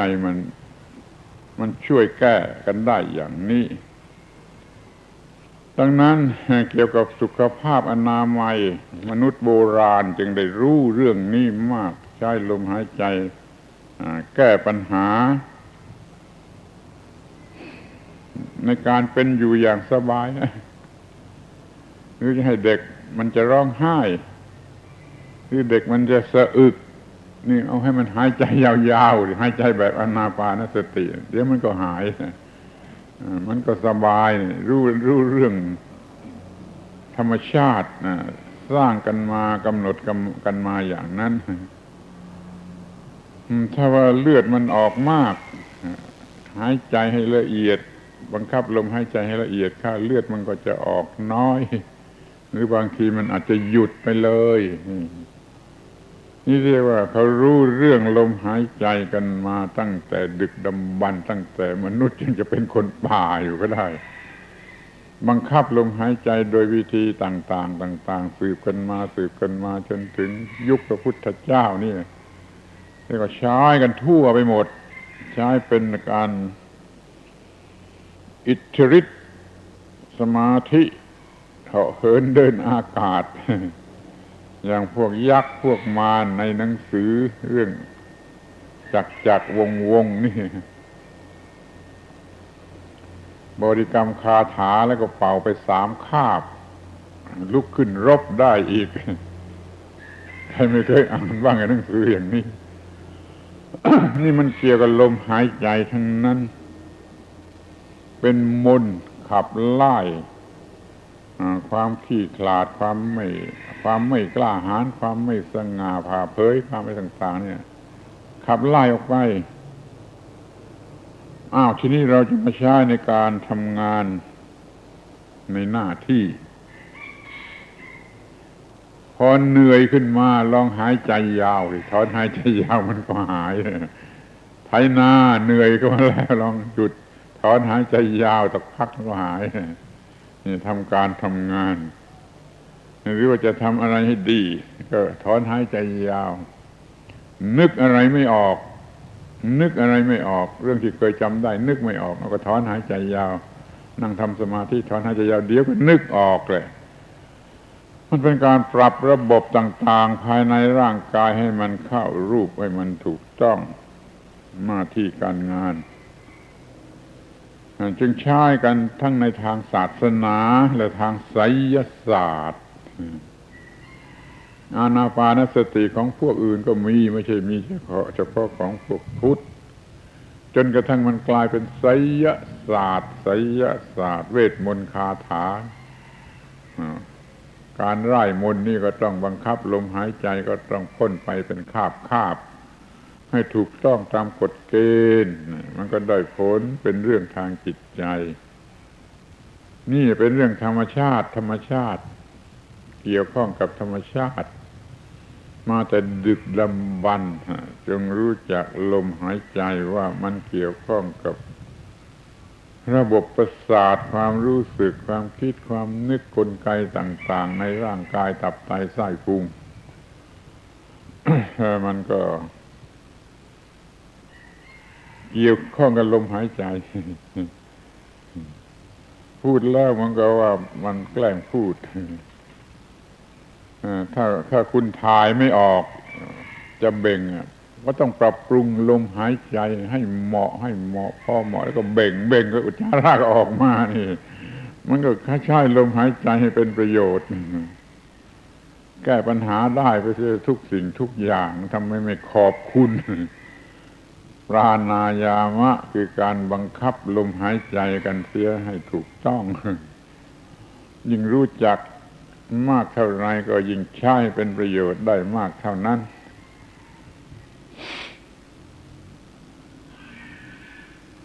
ที่เด็กๆเขาสะอื้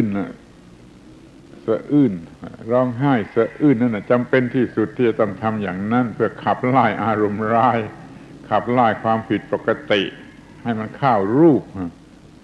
การร้องไห้สะอึกสะอื้นนั่นไม่ใช่เป็นเรื่องผลร้ายแต่เป็นเรื่องผลดีที่จะขจัดความไม่ถูกต้องความไม่เป็นระเบียบอะไรให้มันเข้ารูปเข้ารอยนี่เรื่องของลมหายใจมันเป็นไปได้มากอย่างนี้ทีนี้จะมาดูกันให้ละเอียดให้ชัดเป็นเรื่องเป็นราวไปทีเดียวว่ามันจะทำอะไรได้บ้างพูดตัดลัดสั้นเลยถ้าอยากจะสงบเดี๋ยวนี้อยากจะสงบกายสงบใจสงบอะไรเดี๋ยวนี้นะก็มานั่งสำรวมลมหายใจให้ละเอียดลงมันก็จะสงบเดี๋ยวนี้ ถ้าต้องการความสงบเดี๋ยวนี้สงบกายสงบใจแล้วก็ตามลมหายใจทำให้สงบเดี๋ยวกายก็สงบพอกายสงบจิตก็สงบฉันอยากจะสงบเดี๋ยวนี้ไม่ต้องไปหายาเยอะเลยมากินที่ไหนทำลมหายใจให้ละเอียดให้สงบให้ระงับเป็นลำดับลมหายใจสงบกายสงบจิตสงบโดยอยู่ด้วยความสงบเดี๋ยวนี้มีความสงบได้เดี๋ยวนี้แต่อาศัยการกระทำทางลมหายใจทีนี้อยากจะพูดอีกสำนวนหนึ่งว่าอยากเป็นพระเดี๋ยวนี้ ฉันอยากจะเป็นพระเดี๋ยวนี้ ก็ทำลมหายใจเถอะทำลมหายใจให้สงบให้ระงับให้ยันเป็นพระแท้จริงกันมาทันทีไม่ต้องบวชไม่ต้องโกนหัวไม่ต้องนุ่งผ้าเหลืองอยากจะเป็นพระเดี๋ยวนี้แล้วอึดใจนี่น่าจะเป็นพระนะ กำหนดลมหายใจให้สงบให้ระงับให้เย็นลงเย็นลงเย็นลงนั่นคือเป็นพระในความหมายที่ถูกต้องเป็นพระได้โดยการบังคับลมหายใจให้สงบให้ระงับให้ละเอียดเมื่ออยากจะทำงานเตรียมตัวสำหรับจะทำงานทางกายงานทางจิตงานอะไรก็ตามไม่ว่าจะไปไถนาจะลงมือไถนาจะทำนาจะไถนาเดี๋ยวนี้แล้วสงบระงับลมหายใจเต็มที่ร่างกายปกติระบบประสาทปกติก็ไถนาสนุกไปเลยแม้แต่จะเขียนจดหมายสักฉบับขอได้ว่าทำความสงบด้วยลมหายใจทางลมหายใจสัก 4-5 ครั้งสักขณะหนึ่งเถอะใจคอจะปกติจะเขียนจดหมายฉบับนั้นได้ดีที่สุดนี่ว่าจะแต่งเรื่องหนังสือหนังหาที่ยืดยาวอย่างนี้ก็เคยใช้มาแล้วไม่หลอกละเคยใช้มาแล้วว่าต้องทำจิตใจให้สงบระงับนิ่งเงียบเป็นที่พอใจแล้วจึงลงมือเขียนหนังสือเขียนกี่สิบหน้ากี่ร้อยหน้าก็พยายามหาความสงบมาขั้นไว้เรื่อยขั้นไว้เรื่อยพอรู้สึกว่าจะรวนเรก็ทำความสงบพอสงบแล้วเขียนอีกพอมันจะรวนเรก็ทำความสงบอีกเขียนอีกเนี่ยแม้จะทำงานก็ทำอย่างนี้กำลังทำงานอยู่ก็ทำอย่างนี้กำลังทำงานอยู่ก็ทำอย่างนี้ทีนี้จะพักผ่อนจะพักผ่อนขอบอกว่าถ้าจะพักผ่อนให้เป็นการพักผ่อนที่แท้จริงยิ่งกว่านอนหลับจงพักผ่อนในการทำลมหายใจให้สงบระงับให้เป็นสมาธิโดยลมหายใจนี้มันจะเป็นการพักผ่อนยิ่งกว่านอนหลับที่เรานอนหลับแล้วชุ่มชื่นตื่นขึ้นมาสดชื่นนี่ลองทำการพักผ่อนด้วยการทำลมหายใจสงบระงับดูจะมีผลดีกว่านอนหลับทำลมหายใจสักชั่วโมงจะดีกว่านอนหลับสัก5 ชั่วโมงเมื่อจะพักผ่อนให้แท้จริงไปนอนที่เก้าอี้เอ็นข้างหน้าต่างกำหนดลมหายใจสงบระงับแล้วมันพักผ่อนไปด้วยลมหายใจสงบระงับนั่นจะเป็นการพักผ่อนดีกว่านอนหลับจริงๆมันไม่ฝันร้ายด้วยมันไม่ฝันลามกด้วยกำหนดลมหายใจสงบระงับพักผ่อนนี่ที่เรียกว่าพักผ่อนโดยการไปดูหนังดูละครนั่นมันการพักผ่อนของคนบ้ายิ่งไม่พักผ่อนนะมันยิ่งกว่าพักผ่อนมันจะไปพักผ่อนที่โรงหนังโรงละครพักผ่อนที่เก้าอี้นอนเล่นน่ะแล้วก็กำหนดลมหายใจให้ละเอียดจนมันจะหลับไปเลยก็ไม่เป็นไรแต่ก็ไม่ต้องหลับให้ลมระงับระบบประสาทระงับความร้อนในร่างกายระงับกล้ามเนื้อเส้นเอ็นอะไรมันสงบมันระงับนี่มันเป็นพักผ่อนจะเรียกว่าหย่อนใจก็ได้แต่ว่าหย่อนใจในทางธรรมนี่เป็นการพักผ่อนที่ดีไม่มีการพักผ่อนไหนจะดีเท่า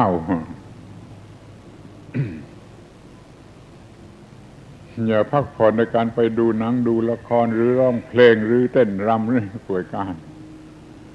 พักผ่อนโดยการทำให้ลมหายใจระงับที่นี่จะหาความสุขทันใจนึก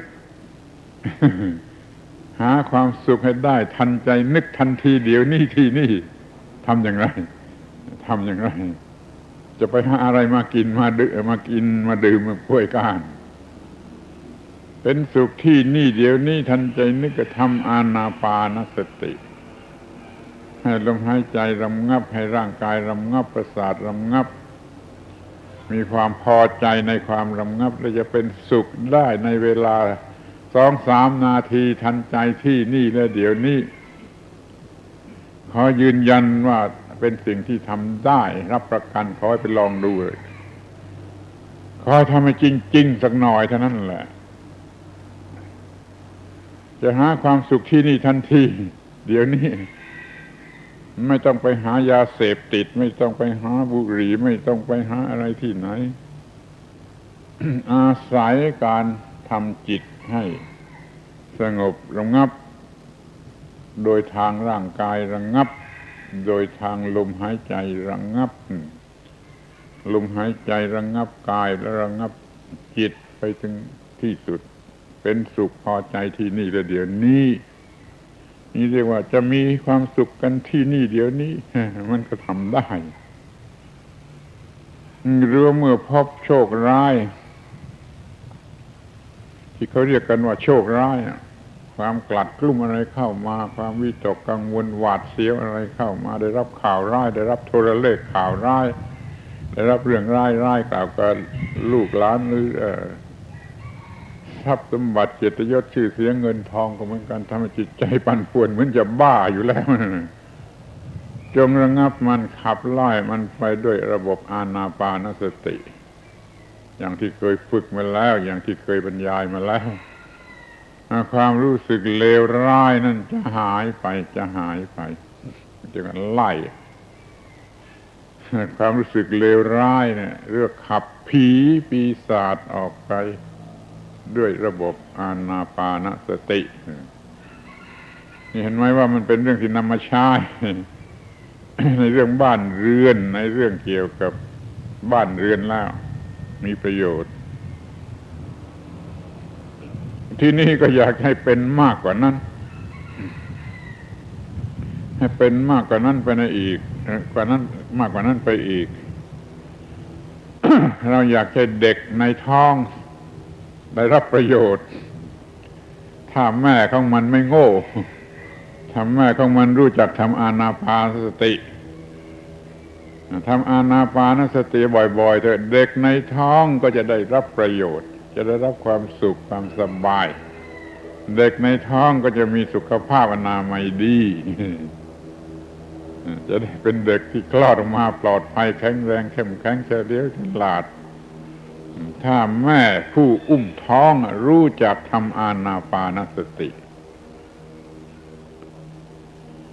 ถ้าเด็กคลอดออกมาแล้วรู้จักสอนให้ทำอานาปานสติเมื่อมันพอจะฟังถูกเข้าใจได้เนี่ยเขาได้ทำอานาปานสติแต่มีประโยชน์ไม่ให้โทษเลยไม่ให้โทษอะไรเด็กจะสามารถบังคับระบบประสาทระบบไปกระทั่งระบบจิตใจเนี่ยจะเป็นเด็กที่สุภาพเยือกเย็นเรียบร้อยกว่าทีนี้พอถึงเด็กวัยรุ่นมันกำลังจะบ้าแล้วเว้ยไอ้พวกเด็กวัยรุ่นนี่มันกำลังจะบ้าจับตัวมาฝึกระบบอานาปานสติให้รู้จักบังคับความรู้สึกขับไล่ความรู้สึกที่ไม่พึงปรารถนาออกไปสร้างสรรค์ความรู้สึกที่ควรจะมีถ้าเด็กวัยรุ่นทำได้อย่างนี้นะมันไม่ต้องไปดิสโกเทกให้พ่อแม่น้ำตาไหลเหมือนที่เป็นอยู่มันจะไม่ทำอะไรพ่อแม่น้ำตาตกเหมือนเด็กชนิดที่มันไม่รู้จักบังคับจิตเด็กวัยรุ่นที่รู้จักบังคับจิตนี่จะช่วยพ่อแม่ได้มากช่วยทางเศรษฐกิจได้มากช่วยตัวเองได้มากช่วยอะไรได้มากทุกอย่างเลยเขาให้สอนให้มันทำอานาปานสติให้สำเร็จให้มากที่สุดเท่าที่จะมากได้พอมาถึงรุ่นหนุ่มสาวนี่มันไวไฟแล้วมันจะบ้าแล้วถ้ารู้จักทำอานาปานสติกันสักบ้างแล้วมันก็ต้องไม่ต้องเดือดร้อนมากไม่ต้องหมดเปลืองมากไม่ต้องเสียเงินเสียทองไปบำรุงบำเรออะไรกันให้มันมากมายล่ะมันไม่ต้องวิตกกังวลโดยการที่มันจะไม่สมเกียรติสมยศสมศักดิ์สมอะไรต่างๆนี่สงบระงับจิตใจไว้ได้โดยระบบอานาปานสติ จะเป็นคนหนุ่มคนสาวที่สดชื่นแจ่มใสไม่มีไฟแผดเผาอยู่ในหัวใจเป็นคนสงบเยือกเย็นนี่ทีนี้ก็พ่อบ้านแม่เรือน ที่รับเอาชีวิตวัวมาหนักอึ้งลากแอกลากไถเหมือนกับสัตว์ที่ลากแอกนั่นลากไถเนี่ยพ่อบ้านแม่เรือนรู้จักทำอานาปานสติเถิดมันจะขับไล่แอกไถทางจิตทางวิญญาณให้มันหมดไปมันเบาไปชีวิตนี้ก็จะไม่หนักไม่เต็มไปด้วยความรู้สึกตึงเครียดกดทับ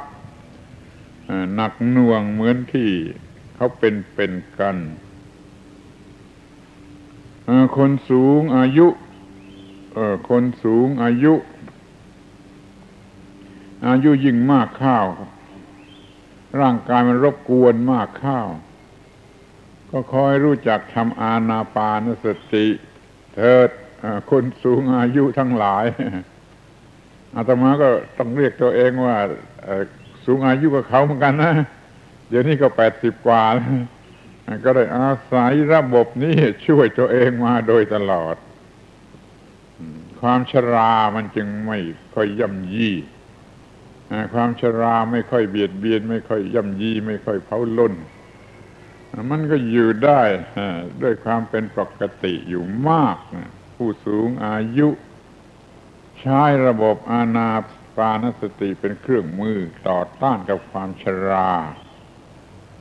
ทีนี้พอถึงความชราเก่าแก่คร่ำคร่าแล้วก็ฝึกอานาปานสติไว้ดีเถิดจะได้รู้เวลาตายจะตายโดยการหายใจครั้งไหนเนี่ยมันมีทางที่จะรู้เพราะมันฉลาดในการสังเกตลมหายใจมาเรื่อยๆเปลี่ยนแปลงมาอย่างไรเปลี่ยนแปลงมาอย่างไรศึกษาลมหายใจนั่นแหละจะได้รู้ว่านี่มันใกล้จะตายหรือยังมันจะใกล้จะตายหรือยังอาจจะกำหนดได้ว่าจะตายในการหายใจครั้งไหนก็ได้เหมือนกัน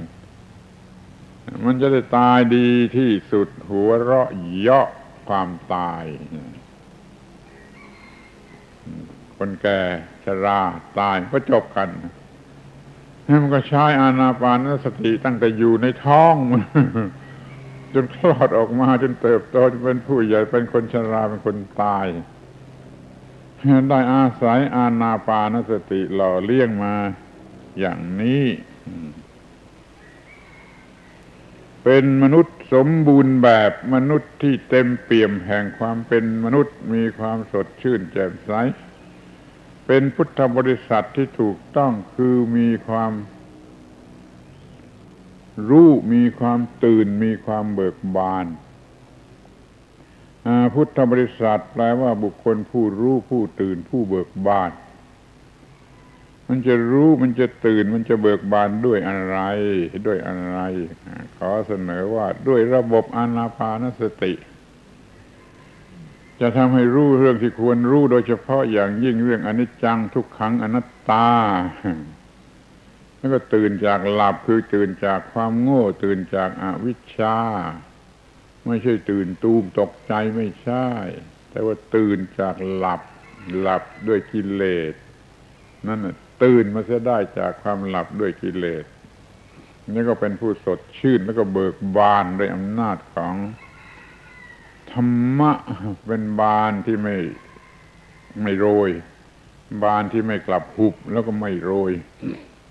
เป็นผู้รู้ผู้ตื่นผู้เบิกบานได้ถึงที่สุดโดยอาศัยอำนาจของอานาปานสตินี่เรียกว่าถ้าจะดูกันตามวัยระดับแห่งอายุแล้วอานาปานสติช่วยได้ตั้งแต่อยู่ในท้องนะไม่ใช่หลอกกันเล่นนะถ้าว่าแม่รู้จักทำอานาปานสติเถิดลูกในท้องก็จะได้รับประโยชน์ด้วยแล้วก็จะมีมาเรื่อยจนกระทั่งมันคลอดออกมาเป็นเติบโตเป็นคนแก่คนชรามันจะตายไปด้วยความกล้าหาญบังคับใจให้ปกติอยู่ได้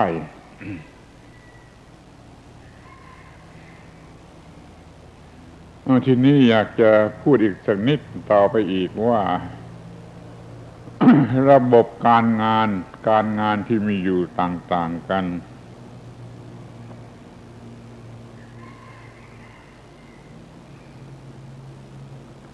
อาชีพการงานหน้าที่นั่นแหละมันทำให้เกิดเป็นวรรณะขึ้นมาวรรณะแท้จริงมันมีโดยอาชีพหน้าที่การงานวรรณะสมมติว่าเกิดมาจากท้องบิดามารดานั้นมันสมมติมันไม่จริงแล้วกษัตริย์พราหมณ์แพทย์สูตร4วรรณะนี้เพียงแต่เกิดมาจากท้องนั้นมันไม่จริงเลิกเสียก็ได้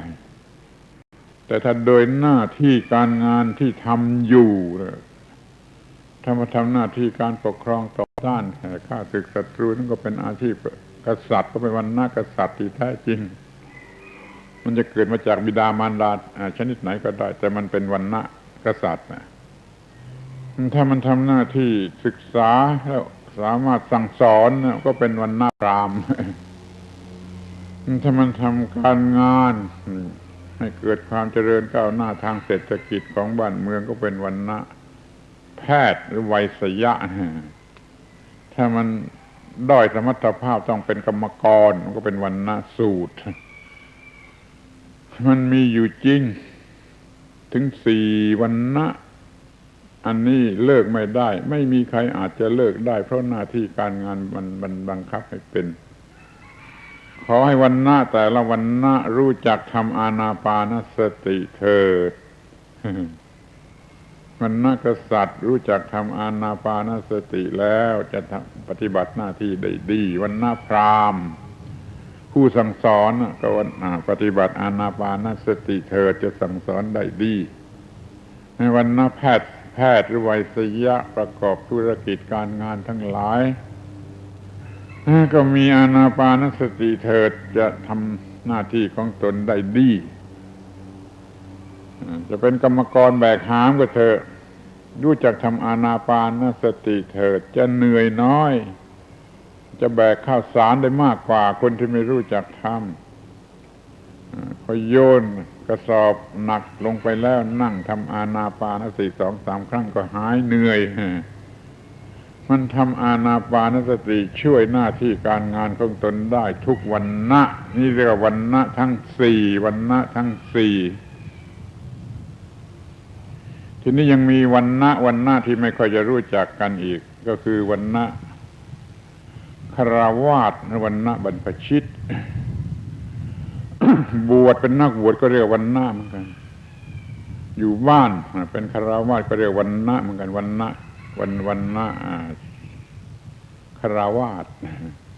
แล้วบวชก็เป็นวรรณะนักบวช2วรรณะนี่มี2วรรณะทั้ง2วรรณะเนี่ยแต่ละวรรณะจงรู้จักทำอานาปานสติเถิดน่าจะอยู่เป็นคฤหัสถ์ก็เถอะเป็นคฤหัสถ์ที่เยือกเย็นเป็นวรรณะนักบวชและยิ่งต้องรู้จักทำอานาปานสติจะส่งเสริมให้ความเป็นนักบวชนั้นดีที่สุดถึงที่สุดนี่วรรณะ2ซึ่งเป็นอยู่จริงแล้วก็เป็นอยู่มากเป็นอยู่ด้วยกันทั้งนั้นนะไม่วรรณะใดก็วรรณะหนึ่งหรือว่าถ้าจะถือว่าเมื่อใดทำอานาปานสติมันก็เปลี่ยนไปเป็นวรรณะนักบวชก็ได้เหมือนกันอยู่ที่บ้านทำอานาปานสติใจสงบก็กลายเป็นวรรณะสมณะนักบวชได้ผลดีลองดูสิอยู่เป็นคฤหัสถ์นั่นแหละพอทำอานาปานสติสำเร็จก็เป็นวรรณะนักบวชขึ้นมาแล้ว นี่อานาปานสติมันจะช่วยได้ถึงขนาดนี้ถ้าจะแยกให้มันชัดๆยิ่งกว่านี้อีกนะแยกเป็นอะไรดีชาวนาชาวสวนรู้จักทำอานาปานสติเถิดจะขุดดินไม่เหนื่อยจะขุดดินไม่เหนื่อยชาวนาชาวสวนรู้จักทำอานาปานสติทีนี้พ่อค้าขายจะไม่เป็นพ่อค้าใจร้ายขูดรีดสูบเลือดเพราะว่าจิตมันสงบพ่อค้าที่มีอานาปานสติจิตมันสงบมันจะไม่ขูดรีดมันจะไม่สูบเลือด ข้าราชการก็เหมือนกันนะมันจะไม่ทำนาบนหลังราษฎรนะถ้ามันมีอานาปานสติมีจิตใจสงบมันจะได้รับความรักความเคารพจากประชาชนทั้งหลายไม่ขูดรีดไม่กดขี่ไม่ข่มเหงไม่เห็นแก่ตัวไม่เอาเปรียบนี่จะเป็นข้าราชการที่ดีเป็นกรรมกรทุกชนิดจะกวาดถนนจะล้างท่อถนนจะแจวเรือจ้างจะทำอะไรก็ตามถ้ามีอานาปานสติทำอานาปานสติได้แล้วจะเหนื่อยน้อยจะโกรธยากที่จะโกรธยากที่จะโกรธผู้อื่นยากที่จะโกรธตัวเองกรรมกรเหล่านี้มักจะเห็นว่ามันเต็มไปด้วยความโกรธขัดใจเพราะมันเหนื่อยแต่ถ้ามันรู้จักทำอานาปานสติบรรเทาเหน็ดเหนื่อยแล้วมันจะไม่อึดอัดขัดใจเหมือนตกนรกทั้งเป็นอย่างนั้นมันจะพอใจมันจะชื่นใจมันจะเย็นใจในการปฏิบัติเหงื่อยิ่งออกมายิ่งเย็นเหงื่อยิ่งออกมายิ่งเย็นใครทำได้บ้างเหงื่อออกมายิ่งเย็นมันไม่ใช่เหงื่อยิ่งออกมายิ่งร้อนยิ่งโมโหโทโสยิ่งด่าผีด่าสางด่าเทวดาโชคชะตามันด่ามาเคยเห็นโชเฟอร์ไอ้พวกแท็กซี่กับอาชีพแท็กซี่บางคนมันด่าเรื่อยไม่รู้มันด่าอะไรมันไม่ได้มันไม่ได้พอใจไม่ได้ตามพอใจของมันกรรมกรที่มีอานาปานสติเป็นคู่มือ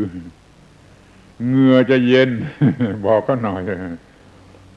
กรรมกรคนไหนมีอานาปานสติอยู่กับเนื้อกับตัวแล้วเหงื่อจะเย็นเหงื่อจะไม่เป็นของร้อนเหงื่อจะไม่เป็นสิ่งทรมานจิตใจนี่ค่อยเป็นกรรมกรเย็นไม่ว่ามันจะเป็นขอทานเป็นคนขอทานมันจะมีความสุขยิ่งกว่ามหาเศรษฐี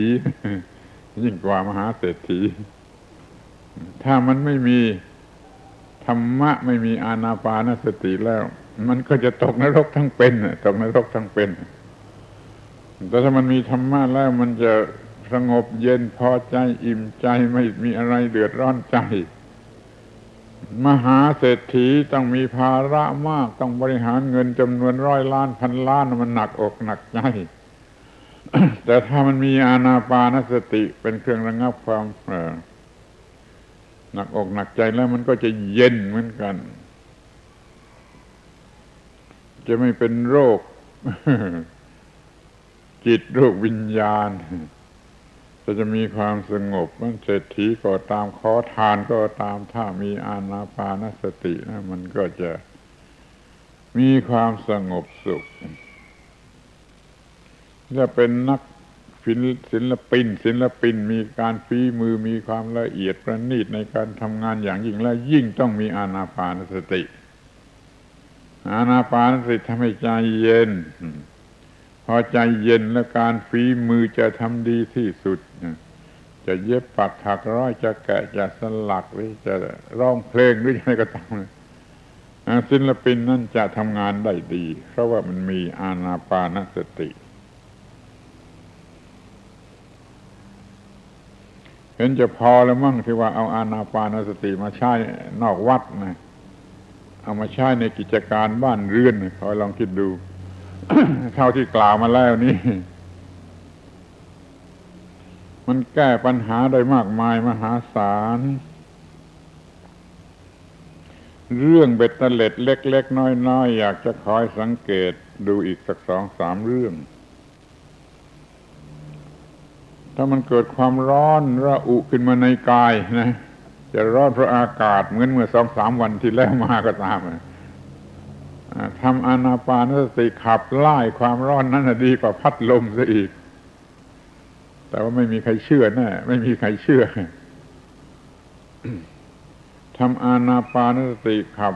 ไล่ความร้อนในอากาศที่มันทำให้ร้อนรุ่มไปหมดไม่เชื่อก็ลองดูถ้าทำอานาปานสติสำเร็จความร้อนไม่รู้หนีไปไหนหมดไม่มีความร้อน ร้อนทางภายนอกร้อนทางอากาศนั่นที่มันจะร้อนเพราะความเจ็บไข้ร้อนความไข้ก็เหมือนกันนะคนไข้จะทำอานาปานสติได้ตัวจะร้อนน้อยกว่าที่ทำไม่เป็นจะร้อนด้วยกิเลสก็เหมือนกันนะถ้าทำอานาปานสติได้มันร้อนน้อยลงไปมากกิเลสมันไม่ค่อยจะคุมขีอะไรได้นักอานาปานสติจะระงับความร้อน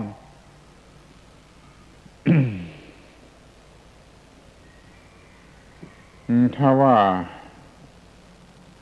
เลือดออกมากไม่ใช่แผลจะเป็นแผลชะกันหรือไม่ชะกันก็ตามแต่ว่าเลือดออกมากก็แล้วกันนะถ้าจะให้เลือดออกช้าเลือดออกน้อยแล้วก็จงทำอานาปานสติทำระบบลมหายใจให้ยาวให้ละเอียดที่สุดเลือดจะออกช้าและออกน้อยโดยที่ไม่ต้องใช้ส่วนอื่นประกอบนะถ้ามันไม่มีอะไรจะประกอบจะมาใช้มานั่นแล้วก็ขอให้ใช้ประทังการไหลออกของโลหิตไว้ด้วยอานาปานสติและจะใช้เครื่องมืออย่างอื่นด้วยก็ตามใจ เครื่องมือนี่ใช้ได้ทันทีมีอยู่กับเนื้อกับตัวไปเป็นที่ไหนเมื่อไรก็สามารถจะใช้ได้ส่วนยูกยาเครื่องมือแพทย์นั้นมันหาได้ในที่บางแห่งเท่านั้นถ้ามันหาไม่ได้ก็ใช้เครื่องมือนี่ของธรรมชาตินี่อานาปานสติลมหายใจอันละเอียดอ่อนนี่จะบรรเทาการไหลออกของเลือดแม้แต่ความดันโลหิตสูงเนี่ยอาตมาก็เชื่อว่ามันช่วยได้เท่าที่เคยผ่านมารู้สึกว่ามันช่วยได้แต่ไม่มีอะไรพิสูจน์เพียงแต่เชื่อว่ามันช่วยได้ในการที่ลดความดันของโลหิตกันบ้างโดยอานาปานสตินี้เอาละเป็นอันว่าอานาปานสติภาวนาที่มีไหว้สำหรับบรรลุมรรคผลนิพพานขอยืมมาใช้ที่บ้านที่เรือนล่วงหน้าซะก่อนให้พร้อมให้เตรียมพร้อมที่จะไปใช้เพื่อมรรคผลนิพพานยิ่งขึ้นไปขอให้สนใจอานาปานสติที่บรรยายมาแล้วไม่รู้จักกี่ครั้งในการบรรยายชุดนี้ก็ได้บรรยายกันอย่างละเอียดมาครบถ้วนแล้วทั้ง4จตุกะอาทิตย์ที่แล้วมาก็บรรยายจตุกะที่4ธรรมานุปัสสนาสติปัฏฐานวันนี้ก็อธิบายบรรยายพิเศษที่จะไปใช้นอกระบบนอกคัมภีร์นอกพระไตรปิฎกจะเรียกว่าเอาเองก็ได้ แต่มันเป็นการว่าเอาเองที่มีเหตุผลที่พร้อมที่จะพิสูจน์ที่ใครๆจะพิสูจน์ได้ทุกเมื่อขอไปลองดู ใช้ระบบอานาปานสติแก้ปัญหาแม้แต่ทางวัตถุทางร่างกายหิวข้าวขึ้นมาอย่าไปด่าใครเลยทำอานาปานสติเถิดความหิวข้าวมันจะลดไม่ต้องไปด่าใครอย่างน้อยที่สุดเป็นอย่างนี้เขาหาข้าวไม่กินไม่ทันหุงข้าวไม่ทันก็ไม่ต้องด่ากินอานาปานสติไปพลางมันก็หายหิวข้าวเดี๋ยวข้าวสุกก็กินกันแล้วกันนี่มันถึงขนาดนี้ขอให้รู้จักเอาไปใช้เป็นประโยชน์ด้วยกันทุกคนวันนี้ไม่พูดเรื่องอะไรพูดนอกเรื่องอานาปานสติที่นำไปใช้นอกเรื่องจากที่กล่าวไว้ในคัมภีร์แต่มันไม่นอกเรื่องตามที่ธรรมชาติมันมีไว้มันมีให้มันมีอยู่แล้วไม่นอกธรรมชาติไม่ผิดธรรมชาติแม้ว่าจะนอกพระคัมภีร์ซึ่งในพระคัมภีร์ไม่ได้กล่าวไว้แต่เอามากล่าวให้ฟังว่ามันเป็นไปได้ถึงอย่างนั้นขอท่านทั้งหลายอย่าได้เห็นว่าเป็นเรื่องเล็กน้อยเลย อย่าได้เห็นว่าเป็นเรื่องเล็กน้อยเลยเป็นเรื่องที่ว่าถ้าสามารถกอบโกยมาได้ก็เป็นประโยชน์อันมหาศาลไม่ต้องลงทุนส สักสตางค์หนึ่งก็ได้แต่ก็ได้ประโยชน์มหาศาลแรงก็ชักจะไม่มีวันนี้ฝนก็คุกคามแล้วขอยุติการบรรยายกันเพียงเท่านี้เปิดโอกาสให้พระคุณเจ้าสวดบทพระธรรมคณะสาธยายส่งเสริมกำลังใจของท่านทั้งหลายให้ก้าวหน้าเจริญงอกงามสืบต่อไปในพระศาสนาในการระบัดนี้เถิด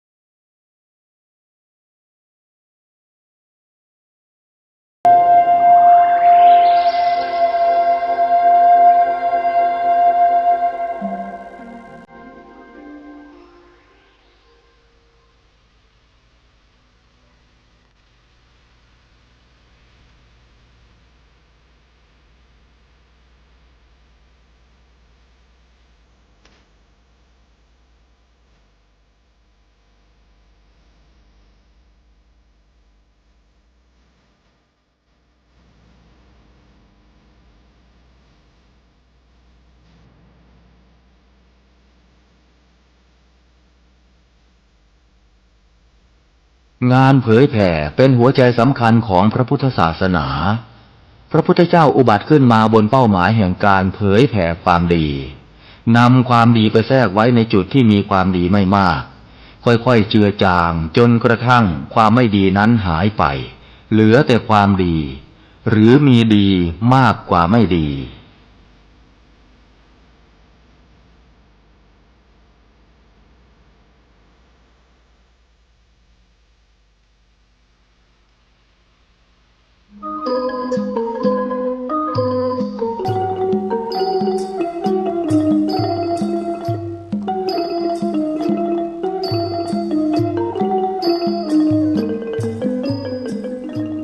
ต่อจากนี้ไป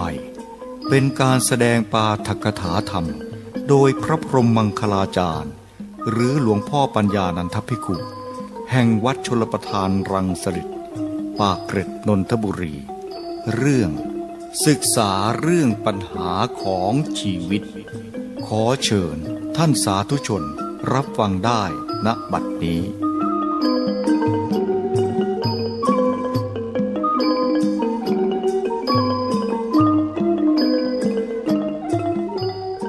ท่านพระครูภาวนาชัยคุณสมภารสวนโบกได้มาเยี่ยมวัดชลประทานรังสฤษฎ์ก็สวนโบกกับวัดชลประทานเป็นอันเดียวกันในแนวคิด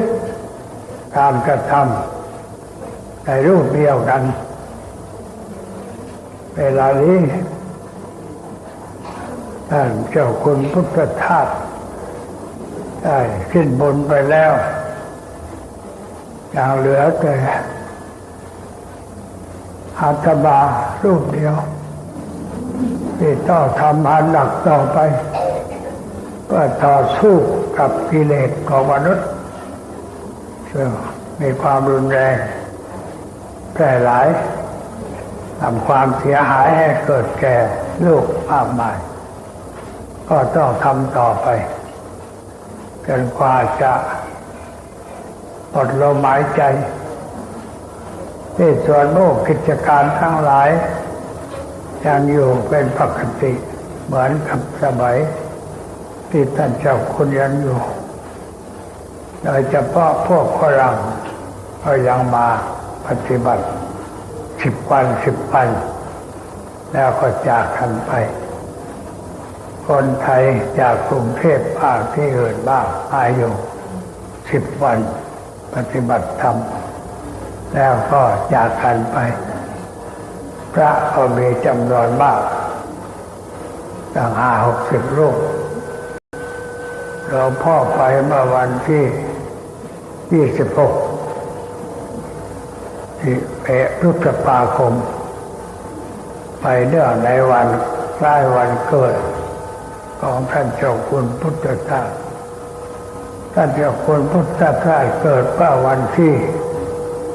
27 พฤษภาคม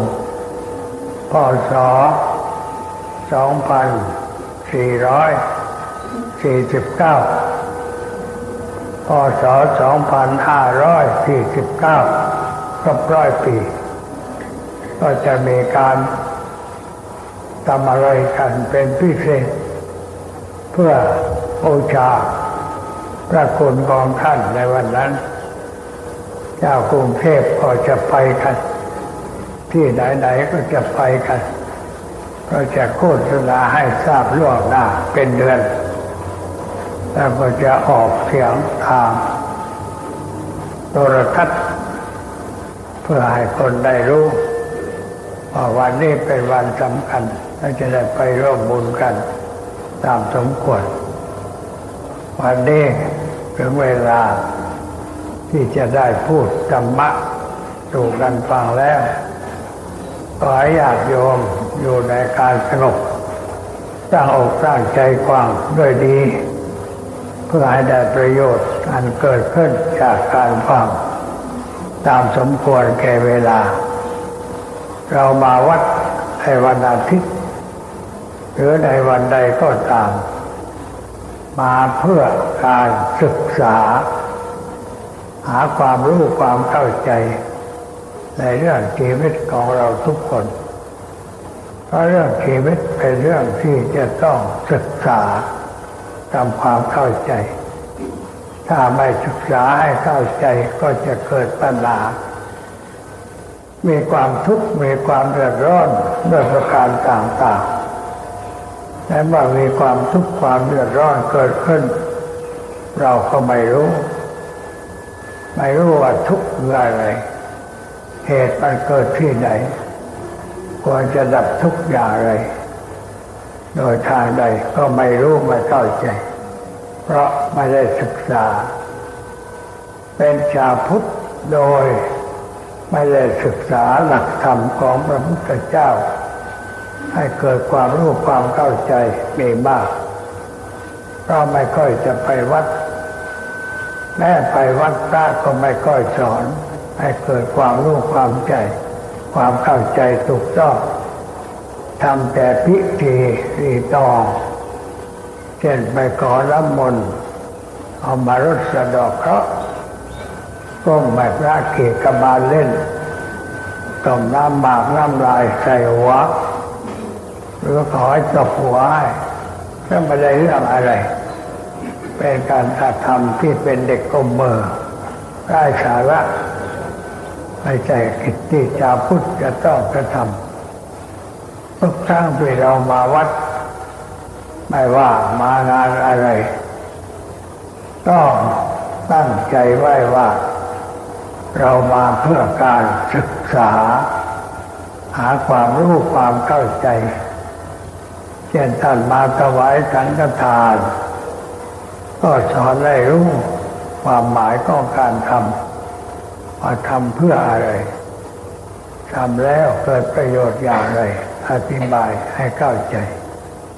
แต่บางคนถวายสังฆทานแล้วขอน้ำมนต์ไปรดล้างสวยเลยบอกว่าที่นี่ไม่มีน้ำมนต์มีแต่น้ำธรรมศึกษาเอาแจกหนังสือให้คนละเล่มเอาไปอ่าน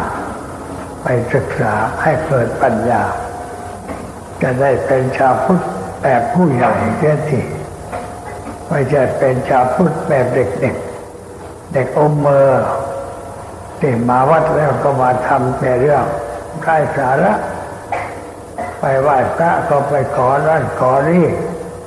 ขอลาภขอผลขอให้เป็นอย่างนั้นเป็นอย่างนี้แล้วก็ยังให้สินบนด้วยบอกว่าถ้าสำเร็จคราวนี้จะเอาของมาถวายจะเอาด้านเอานี่มาถวายจะเอาทองมาปิดแต่เลอะเทอะจนไม่เสียรูปเสียทรงการทำอย่างนั้นก็เรียกว่าคอร์รัปชันรัฐบาลประกาศว่าจงช่วยการกำจัดคอร์รัปชันในสิ้นเพื่อแผ่นดินไทยอยู่รอดไม่จะสิ้นได้อย่างไร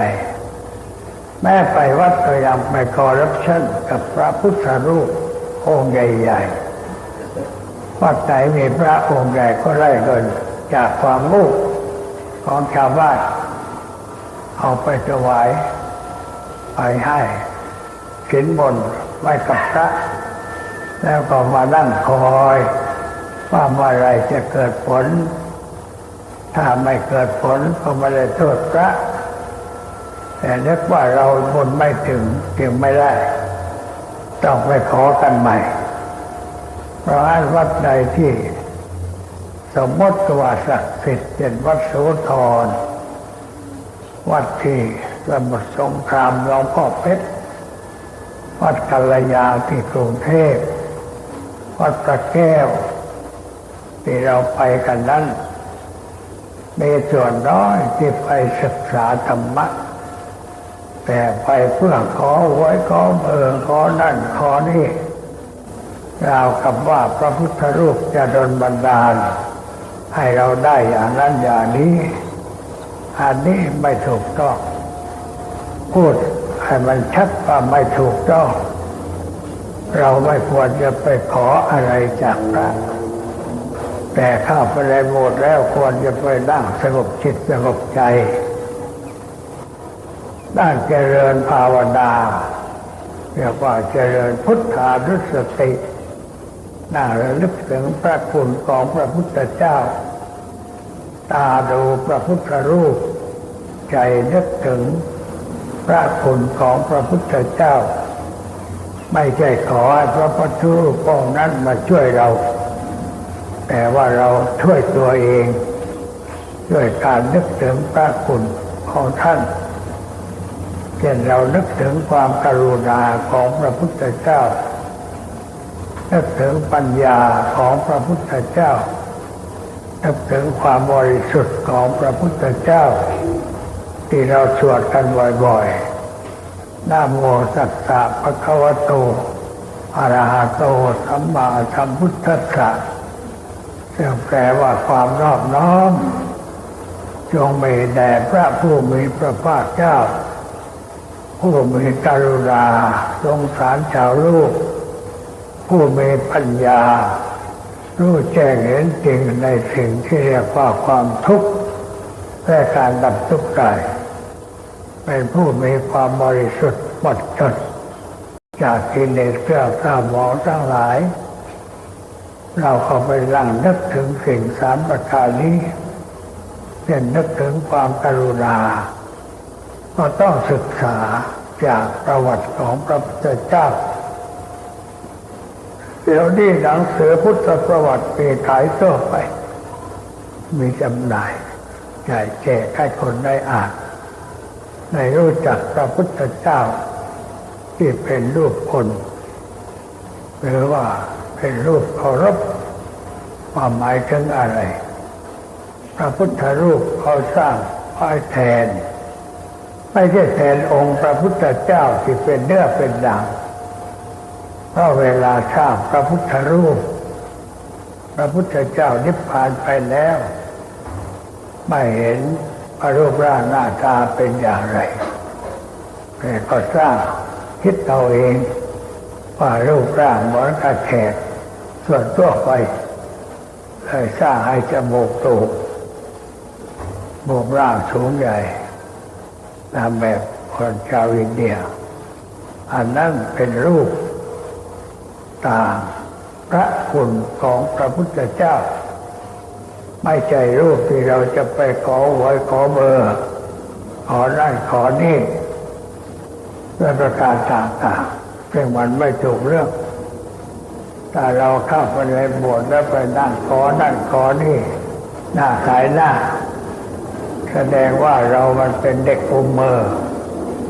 เป็นชาวพุทธแบบเด็กๆไม่ใช่ชาวพุทธผู้ใหญ่ที่มีปัญญามีความเข้าใจถูกต้องไม่ควรกระทำเช่นนั้นหรือไปสั่นกระบอกดิ้วที่สมภารเอาไปวางไว้พอล่อคนปัญญาอ่อนให้ไปนั่งสั่นแล้วจะได้ไปซื้อใบเทียมสีใบหนึ่ง20 สตางค์ได้ไม่คุ้มค่าทำให้คนคนงมงายไม่รู้จักพระพุทธเจ้าถูกต้องไม่ควรมีในวัดไม่รายได้เล็กน้อยไม่คุ้มเอาไปทิ้งเผาไฟให้มันหมดเรื่องไปอย่าปล่อยให้คนไปร่างสั่นก็เกรกน่ารำคาญทำบทใหญ่ๆเช่นหลวงพ่อพระพุทธชินราชพิษณุโลกคนไปไหว้แบบเด็กๆมากหลวงพ่อเข้าไปหมดจะไปนั่งสงบใจระลึกถึงพระคุณของพระพุทธเจ้าเสียงใบเทียมสีรอบข้างสั่นก็แกรกตัวหูนั่งไม่ได้ต้องรีบออกมาแล้วไปบอกกับผู้จัดการว่าไอ้กระบอกที่มันไม่ใช่ของพระพุทธศาสนาเป็นของศาลเจ้าจีนเขาทำไว้ล่อใจคนโง่ไปสั่นเล่นแล้วขายใบเทียมทีได้สตางค์ถ้าเราเห็นว่าได้สตางค์ก็เลยเอามาไว้ในโบสถ์ถ้าพระพุทธเจ้าท่านพูดได้ท่านทรงด่าแล้วด่าว่าเธอทำอะไรแต่โบสถ์ที่ฉันนั่งไม่ใช่เป็นสถานที่เป็นสิ่งโง่สิ่งเลวไหลอย่างนี้แต่พระพุทธรูปพูดไม่ได้สมภารก็เลยเอาไปไว้ให้คนไปนั่งสั่นเล่นโยมข้าไปในโบสถ์จะไปนั่งสั่นไปไหว้ทำใจให้สงบน้อมระลึกถึงพระคุณของพระพุทธเจ้าเป็นนึกถึงความกรุณาว่าพระพุทธเจ้านี้มีความกรุณาอันยิ่งใหญ่เป็นผู้ตายให้ว่ารักชาวโลกรักเพื่อนมนุษย์เห็นเพื่อนมนุษย์เวียนว่ายตายเกิดอยู่ในกองทุกข์ก็อยากจะไปช่วยเหลือแต่จะช่วยเหลือในวังโดยการออกกฎหมายควบคุมคุ้มครองมันไม่สำเร็จประโยชน์ไม่ได้เต็มที่ก็เลยทิ้งราชสมบัติทิ้งแม่ปัญญาธีระทิ้งพระราหุลลูกน้อยซึ่งเพิ่งเกิดในวันนั้นวันที่จะออกบวชท่านหลบไปนั่งอยู่ในสวนหลังปราสาทนั่งเงียบนั่งคิดนั่งนึกถึงความทุกข์ของชาวโลกแล้วคิดว่าต้องออกไปช่วยแล้วพอดีกับมีคนมารายงานว่าพระนางพิมพาคลอดบุตรแล้วเป็นผู้ชายพระองค์จึงได้พูดออกมาว่าราหุโรอุปปันโนแปลว่าบ่วงเกิดแล้วบ่วงเกิดขึ้นอีกบ่วงหนึ่งแล้วคำของโลกกนิษฐ์เขาเขียนไว้ว่ามีหมดบ่วงหนึ่งเที่ยวพันคอสักโผกบาทาคอดอกไว้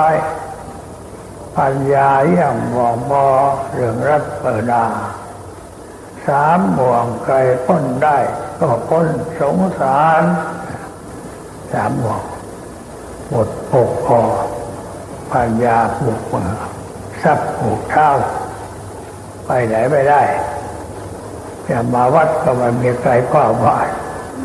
ก็ขโมยจะเอาของมาเป็นห่วงผูกเท้าโอ้ที่เป็นผู้ชายบอกปัญญาผูกมือเป็นผู้หญิงก็บอกสามีผูกมือไม่ได้มาวัดไม่ได้มาเข้าใกล้พระ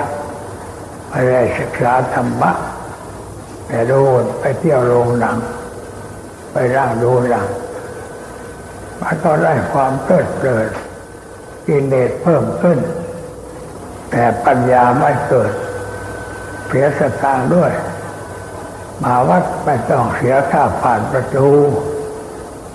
มี2 ประตูเปิดกว้างแต่คนไม่ค่อยเข้าชอบไปโรงหนังแต่ประตูแคบต้องซื้อตั๋วเข้าไปหาที่นั่งขัดใจแต่เขามีแอร์ช่วยหน่อยก็ดูหนังเพลินไปกับภาพมายาบนจอเสร็จแล้วออกมาก็เท่าเดิมอยากจะไปอีกมันก็พัวพันอยู่ในสิ่งนั้นเรียกว่าในวงล้อมของกิเลสติดไม่พ้นมีเงินไม่พอใช้เงินเดือนมันน้อยเป็นหนี้เป็นสินรุงรังสร้างปัญหาให้แก่ชีวิตเพราะเราไปในที่ไม่ควรไปพวกผู้ชายชอบไปเที่ยวตามสถานที่เขาเรียกว่าคาราโอเละไอ้ชื่อจริงมันชื่อโอเกะแต่หลวงพ่อเปลี่ยนว่าโอเละพระเจ้าเข้ามาแล้วก็เละคนแก่ก็เละคนกลางคนก็เละหนุ่มสาวก็เละเลอะหมดลุกขึ้นเต้นแรงเต้นตาเหมือนคนบ้าคนบอเต้นกันสนุกกันไปดื่มเบียร์ดื่มเหล้าเมาไม้กลับบ้านเกิดอุบัติเหตุรถพลิกคว่ำตายน่าเสียดายที่เกิดมาแล้วไม่รู้ความหมายว่าเกิดมาทำไมอยู่เพื่ออะไรคิดแต่เรื่องสนุกเรื่องเที่ยวเรื่องเล่นเสียผู้เสียคนวันหนึ่งไปเที่ยมบ้านนายทหารเก่าเป็นญาติกับกรมหลวงเพชรกรมหลวงเพชรบุรี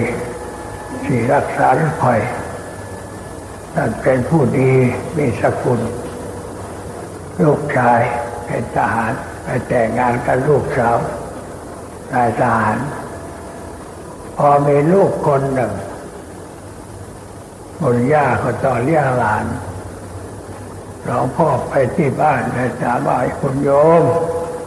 เอาลูกใครมาเลี้ยงอ่ะหลานที่ฉันเจ้าค่ะลูกของลูกชายแล้วแม่มันไปไหนอ่ะโยมต้องเลี้ยงเองแม่เขาบอกว่าอยู่บ้านนี้เป็นบ้านโบราณไม่ทันสมัยไม่ได้ไปเที่ยวเอ็นระบำป้อนกลางค่ำกลางคืนเลยทิ้งมาลูกไปเลยทิ้งลูกน่าเอ็นดูทิ้งผัวที่น่ารักไปจะได้ไปเที่ยวเต้นระบำป้อน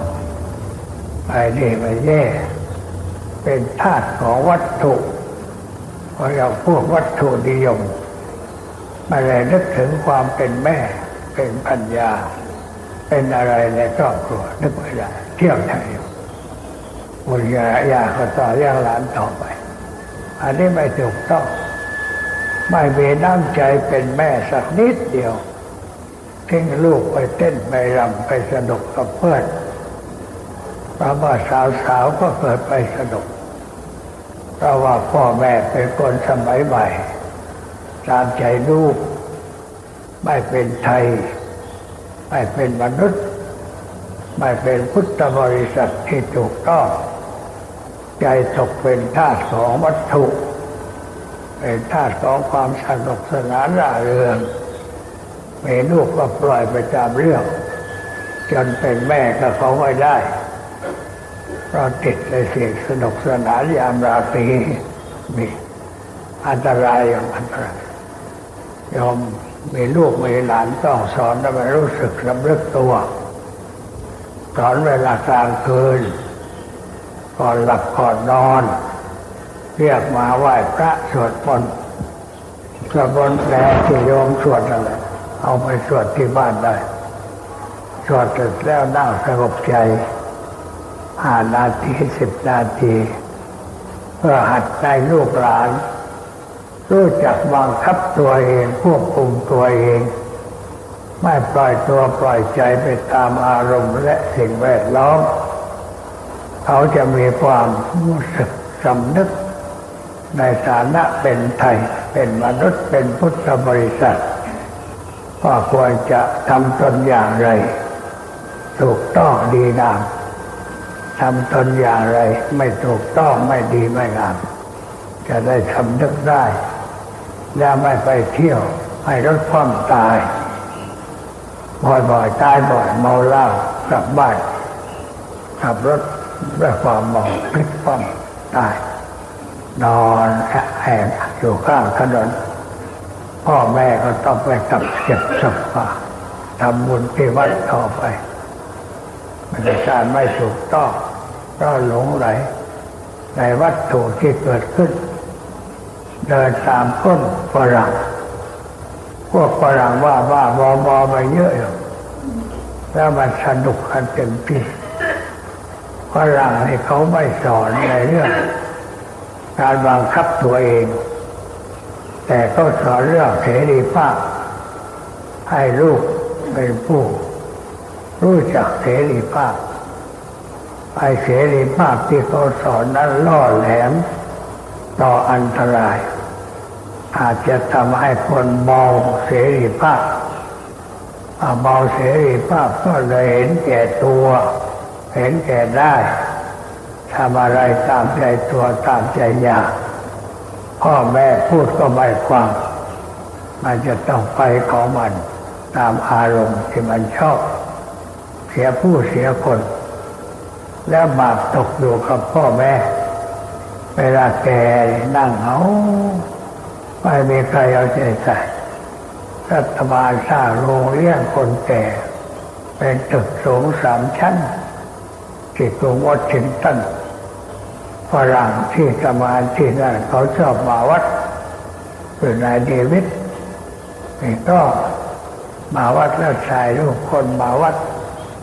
ถ่ายแล้วเอาอัดมาแชร์ทุกคนไม่คิดสตางค์อะไรเลยถามว่าเดวิดทำงานที่ไหนทำงานบ้านคนแก่โอ้ฉันอยากจะไปเยี่ยมบ้านคนแก่แกก็ฝากคนแก่ผิวดำคนแก่ผิวขาวมีมากมายหน้าเอาหอยสร้อยสับไม่ได้เรื่องไม่เหมือนคนแก่บ้านเราแม่อยู่ในกระต๊อบเล็กๆหนังสือพิมพ์ไปถ่ายภาพมาลงไปแล้วก็แจกเกินได้แกก็ยังไม่อารมณ์ยิ้มแย้มแจ่มใสรู้สึกพอใจในสภาพที่ตนเป็นอยู่ไม่ค่อยมีความทุกข์ลำบากพอเรื่อยและลำบากก็ยังมีแววแห่งความสดชื่นในดวงตาในดวงหน้าถ้าใครไปหาแกก็ยิ้มแย้มแจ่มใสไม่โกรธไม่บึ้งแต่ว่าข้าไปเยี่ยมคนแก่บางฝรั่งเรายิ้มแกไม่ยิ้มชวนพูดชวนคุยแกก็ไม่อยากจะพูดแต่หน้าเศร้าซึมเป็นทุกข์เพราะอะไรเพราะลูกไม่เหลียวแลเอาไปทิ้งไว้บ้านคนแก่บ้านไทยเราคนไม่ทิ้งพ่อแม่อยากรักษาวัฒนธรรมดั้งเดิมพ่อแม่เจ็บไข้ได้ป่วยก็เอาไปรักษาดูแลตามมีตามเกิดจนตั้งตายทำศพทำหน้าที่แต่ฝรั่งนั้นมันไปเที่ยวไปสนุกไปทำงานได้เงินก็ไม่ส่งมาให้พ่อแม่มันไม่คิดว่ายืมของคุณแม่มาใช้เท่าไหร่ไม่ส่งคืนปีหนึ่งมันมาเยี่ยมครั้ง วันคริสต์มาสคือวันเกิดพระเยซูเอาคนละไปโชว์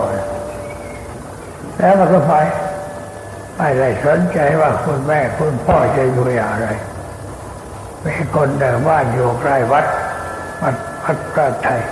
ที่มาเดนเมืองแกมีหมาอยู่ตัวเดียวตอนอากาศดีๆแกก็จูงหมาไปเดินในสนามหญ้าบริเวณนั้นเดินทุกวันหมาต้องไปกับแกแล้วไม่เห็นแกออกมาเดิน2 วัน 3 วันคนก็สงสัยนึกว่าคงจะตายแล้ว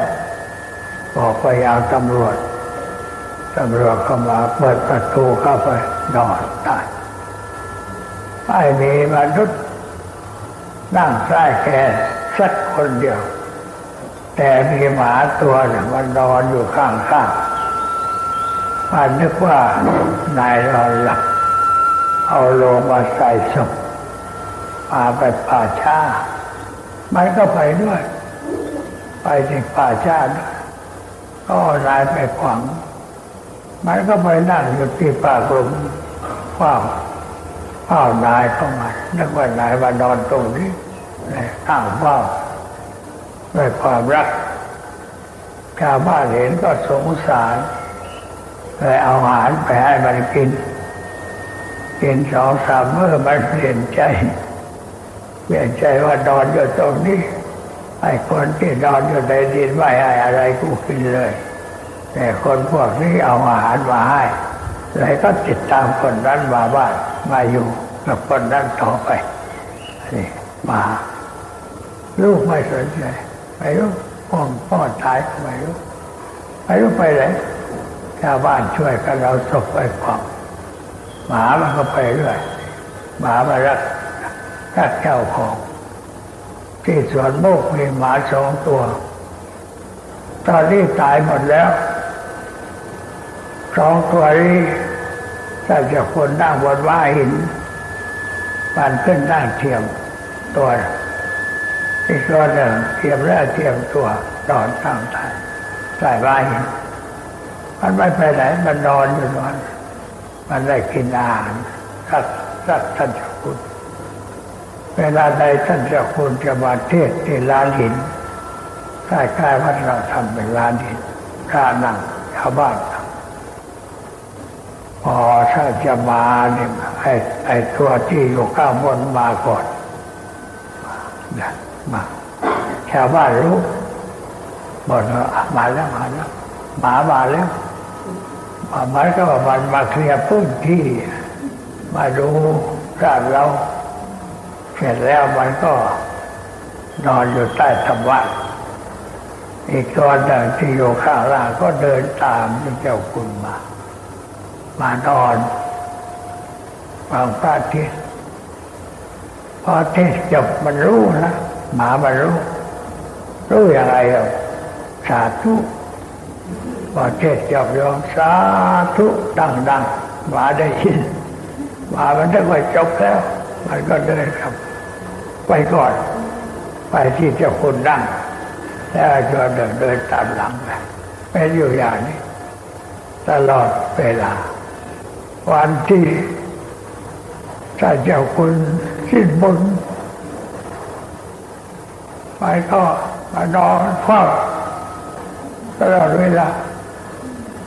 พอเขารกศพจะไปเก็บข้างหลังทำที่เก็บทำเป็นบ่อซีเมนต์แล้วก็ทรายไว้กันเอาลงวางบนทรายแล้วชาวบ้านช่วยกันขนทรายเทลงไปในลูกสมิทโลกเวลาพระหามเจ้าคุณไปมามันแสงไปทำระหว่างเท้าของพระท่านเจ้าคุณที่วัดดุสิตแกเป็นคนสุราษฎร์แกมากระซิบบอกเจ้าคุณดูหมา2 ตัวนั้นปกติมันนั่งเถียงเจ้าคุณตัวนั่งได้ว่านั่งเฉยไม่เอาไม่อะไรนะใครมากราบมาไหว้มาก็นั่งเฉยมันทำหน้าที่เข้ามาเรียบร้อย จนตายตามไป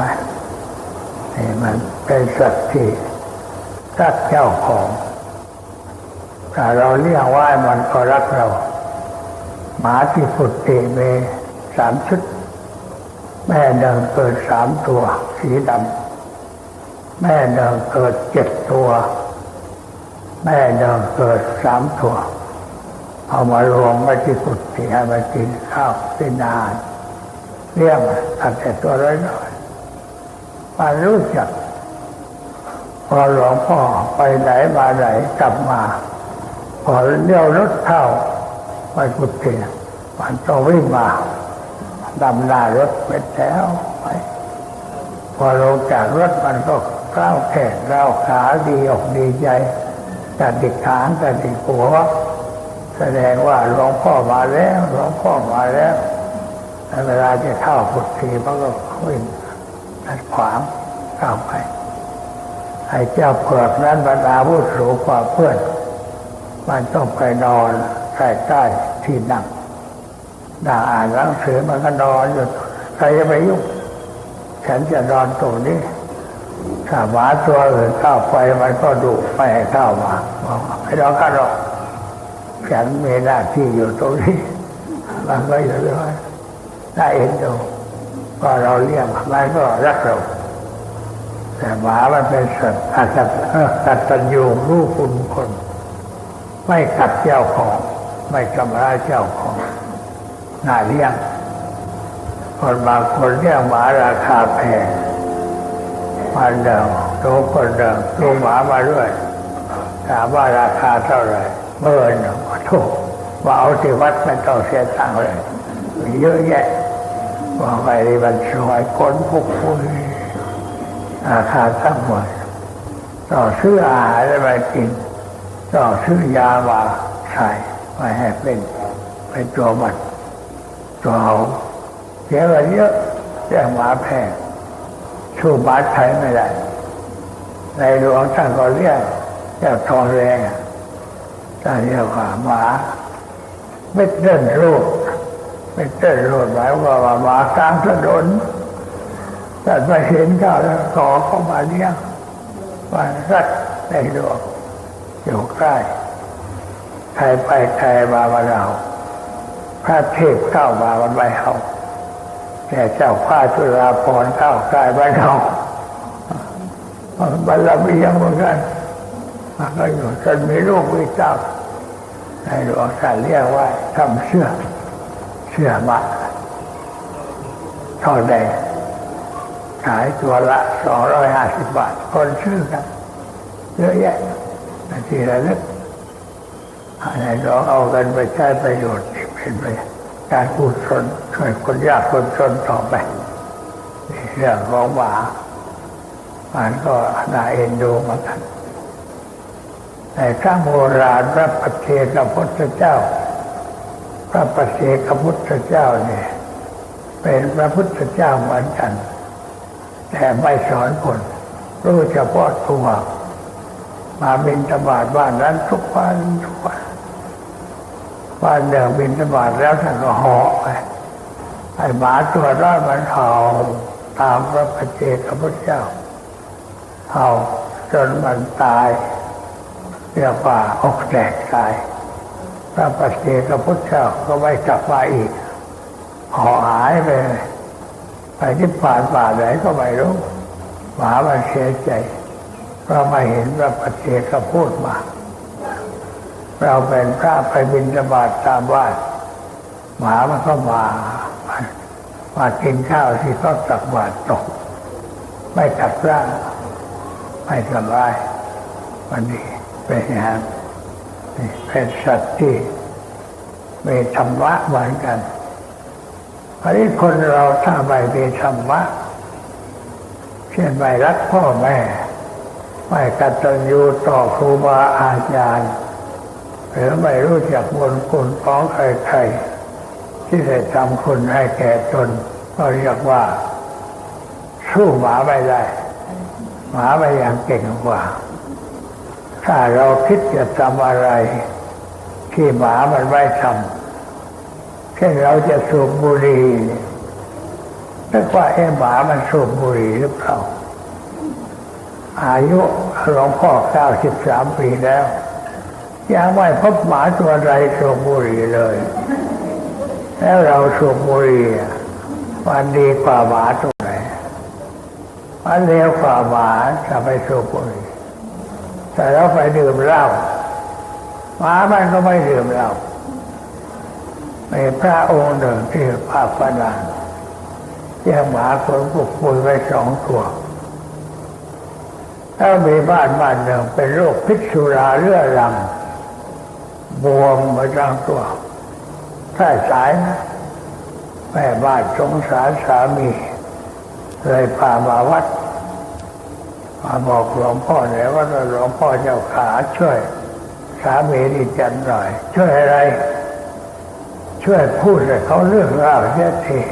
ไม่ต้องให้มันกินต่อไปจะได้ตายไปฉันจะได้บางสกุลฉันพูดไม่แผนไม่ใช่พูดด้วยใจเยี่ยมใจโหดแล้ววันหนึ่งจะเรียกเด็กมาบอกว่าเจอไปซื้อเหล้ามาซึ่งแมนถ้าไปปวดแมนซึ่งแมนซื้อดมมากระป๋องหนึ่งแล้วพอมาแล้วบอกไปตามไอ้คนบ้านนั้นไปขี้เมาสร้างผัวสร้างเมียให้มาพบฉันได้พอมาถึงก็ยกมือไหว้แบบคนขี้เมาไม่เรียบร้อยเอามาล่างก่อนฉันจะเลี้ยงหมาก่อนแล้วอะไรเนี่ยเป็นเหล้าใส่ใจ2 ใจว่าไอ้หมากินมาดมแล้วมันรู้มาดูหน้าสมภารไปบอกว่าหลวงพ่อเอาอะไรมาให้ผมดื่มไม่ได้สมภารรู้ว่าหมามันไม่ดื่มเราเลยเทไม่เสียดายเห็นนมใส่จานเต็มจานว่าหมากินนมหมด2 จานต้องเติมท่านบอกว่าหมานี่มันฉลาดกว่าคนบางคนที่ดื่มเหล้าจนห่วงจะตายอยู่แล้วหมามันไม่ดื่มเหล้าแต่ว่าพอใส่นมให้2 จานไม่กินนมหมดมันฉลาดกว่าคนเยอะให้คนนั้นโกรธฟังแล้วโกรธบอกเมียว่ากลับบ้านไปเจอบ้านบอกแหมไม่อยากเรียกว่าไอ้สมภารมาด่ากูเจ็บวันนี้ปัญหาว่ากูเนี่ยกว่าหมาก็หมาไม่ดื่มเหล้ากูดื่มเหล้าเลยบอกเมียว่าไปโรงพยาบาลให้หมอรักษาทางร่างกายจนหายเป็นปกติแล้วก็เลิกดื่มตั้งแต่นั้นก็อายมาแล้วต่อมาก็มากราบไหว้สมภารขอบใจเพื่อนฝูงที่เคยดื่มด้วยกันก็มาเยี่ยมชวนไปรอบวงดื่มกันต่อไปแกพูดว่ากูไม่ดื่มแล้วกูละอายหมาเว้ยละอายหมาเว้ยเลยไม่ดื่มจนตายไม่ดื่มเหล้าสมภารสอนด้วยวิธีที่แยบคายถ้าจะพูดอธิบายความไม่รู้เรื่องเอาหมามาพูดกันดีกว่าอะไรเราเรียบร้อยไปให้เอาสัตว์มาเป็นเครื่องเตือนใจให้ได้คิดว่าหมากับคนหมากินอาหารหมากลัวไฟหมาสืบพันธุ์แล้วหมาก็เจ็บไข้ได้ป่วยตายเหมือนกันคนมันดีกว่าหมาตรงที่มีคุณธรรมรักษาจิตใจมีธรรมะถ้าขาดธรรมะก็เรียกว่าอะไรเรื่องชีวิตไปเรียบร้อยถ้าเรามาเปรียบเทียบไว้ฟังคนมันรู้สึกตัวในเลิกตื่นเสร็จกันคนว่าคนมันต้องสอนอย่างนั้น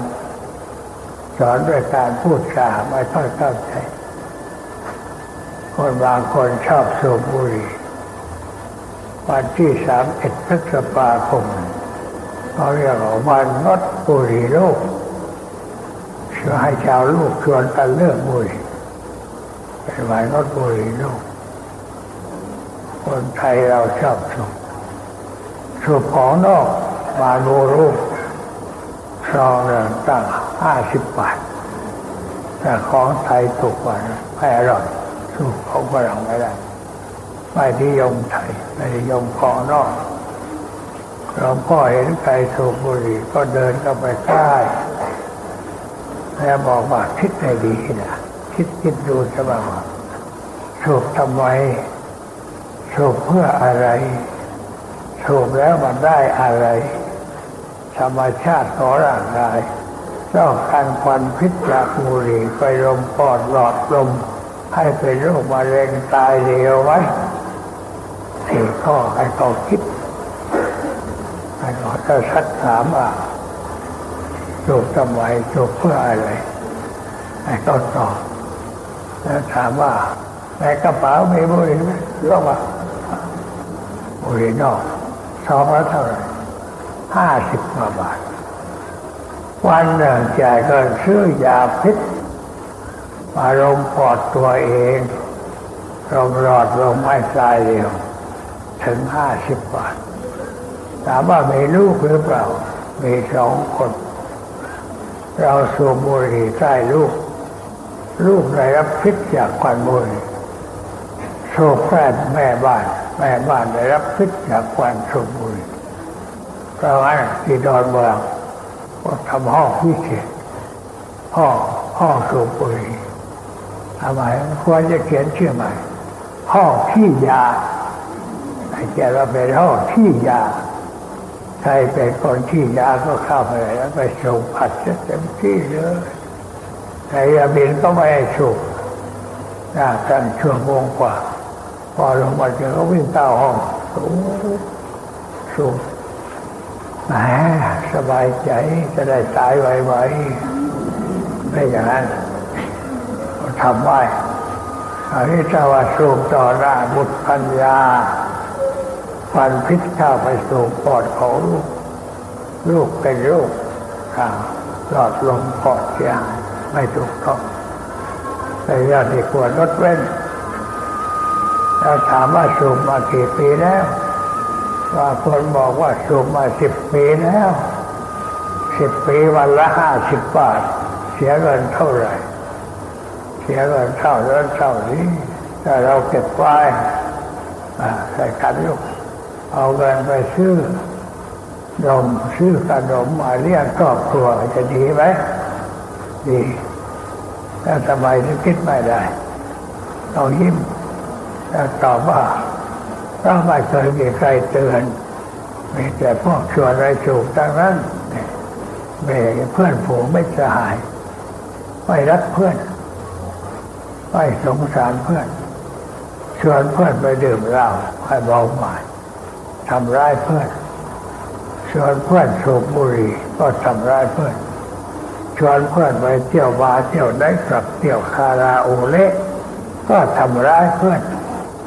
ทำร้ายไปถึงครอบครัวของเพื่อนทำให้เกิดความเสียหายได้รับความทุกข์ความเดือดร้อนคิดไม่ได้เพราะว่าไม่มีใครแนะให้คิดไม่มีเพื่อนคนใดที่แนะนอกจากว่ายื่นบุหรี่ให้สูบต่อนั่นเองอันนี้มันไม่ถูกต้องทุกครั้งที่เราชวนเพื่อนสูบบุหรี่ดื่มเหล้าไปเที่ยวเสพเฮฮาประทุษร้ายเพื่อนผิดศีล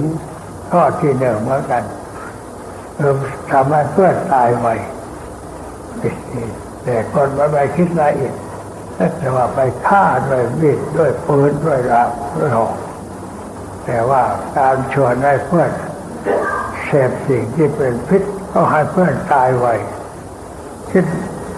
ไม่ได้เป็นความเสียหายแก่สังคมเป็นชาวพุทธต้องใช้สติปัญญาพิจารณาอะไรอย่างรอบคอบอะไรควรทำอะไรไม่ควรทำอะไรควรเลิกรีบเลิก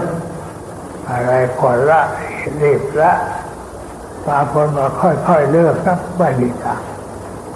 คนไหนที่ค่อยๆเลิกไม่มีทาง ถ้ามันเลิกไปมันค่อยสูงเรื่อยไปไม่มีทางมันชอบประเด็จการกับเรื่องอะไรประเด็จการคือว่าผู้ไม่เอามันอีกแล้วไม่สับเรื่องท่านเจ้าคุณพุทธทาสเจ้าคุณเรียกว่าอาสัมมยตาอาสัมมยตาแปลว่าผู้ไม่เอากับมันอีกแล้วเราพูดกันไปผู้ไม่เอากับมันอีกแล้วทิ้งไปเลยในซองก็ทิ้งไปเลยถ้าเกิดความอยากขึ้นมาก็ดื่มน้ำอมมันจะหลายอย่างแล้วมันก็ไม่อยู่ที่ใจถ้าใจแข็งก็เรื่องอะไรไม่ว่าเรื่องอะไรเรื่องชั่วเรื่องร้ายถ้าเราใจแข็งเลือกได้ถ้าใจอ่อนก็เลือกไม่ได้วันที่3 มิถุนายนบวชพระ118 องค์มีองค์หนึ่งบวชคืนเดียวราศึกถามว่าทำไมเนี่ยคิดถึงลูกมันมาเยี่ยมแล้วมันเมื่อพ่อกลับบ้านลูกว่าเชื่อเลยพ่อกลับบ้านพ่อใจอ่อนให้สึกใจอ่อนอย่ารีบใจไปเลยต่อไปมีอะไรเกิดขึ้นก็จะเป็นคนใจอ่อนขาดความเข้มแข็งเวลาจิกขาไปเพื่อเดียวหมดคือเสียเงินไป2-3 พันบาทค่าบวชไม่ได้อะไรเพราะบวชคืนเดียวแล้วก็ลาใจอ่อนไม่อดทนไม่มีสัจจะไม่มีการอธิษฐานใจจึงพ่ายแพ้แก่ลูกน้อยเพราะลูกไม่ได้มาคนเดียวแม่มาด้วยแม่คงจะสอนลูกให้เรียกพ่อกลับบ้านพ่ออะไรสงสารลูกความจริงสงสารเมียด้วยเลยกลับบ้านไม่งั้นใจอ่อนไม่ได้ชาวพุทธต้องใจแข็งต่อสู้กับฝ่ายต่ำความโลภความโกรธความหลงความวิษยาพยาบาทอาฆาตจองเวรเป็นของฝ่ายต่ำฝ่ายมืดฝ่ายร้ายทำลายเราต้องใจแข็งไม่ยอมตัวตายก็จะไม่ยอมไปกับสิ่งนั้นแต่ว่าคนมีความอดทนมีความหนักแน่นเอาตัวรอดไอ้ที่เลวไหลกันเริ่มฆ่าผู้รัก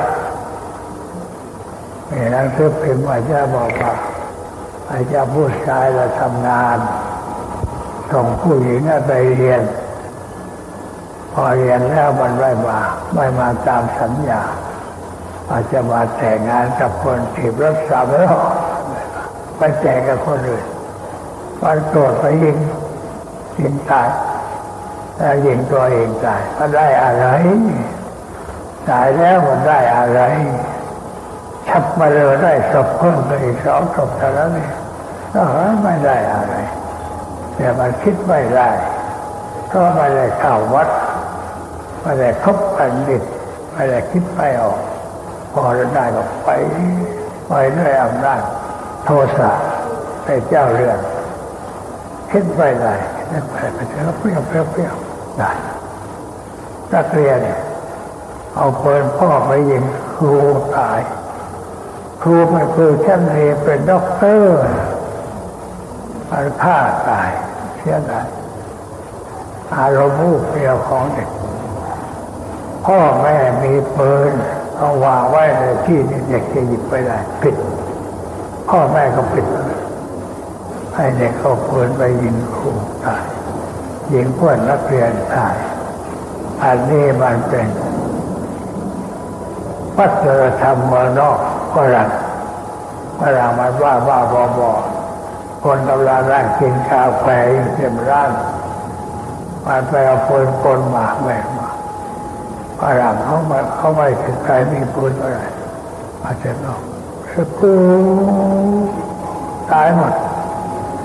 คนที่นั่งกินกาแฟตายหมดทั้งร้านแต่มายิงตัวตายอะไร ความว่า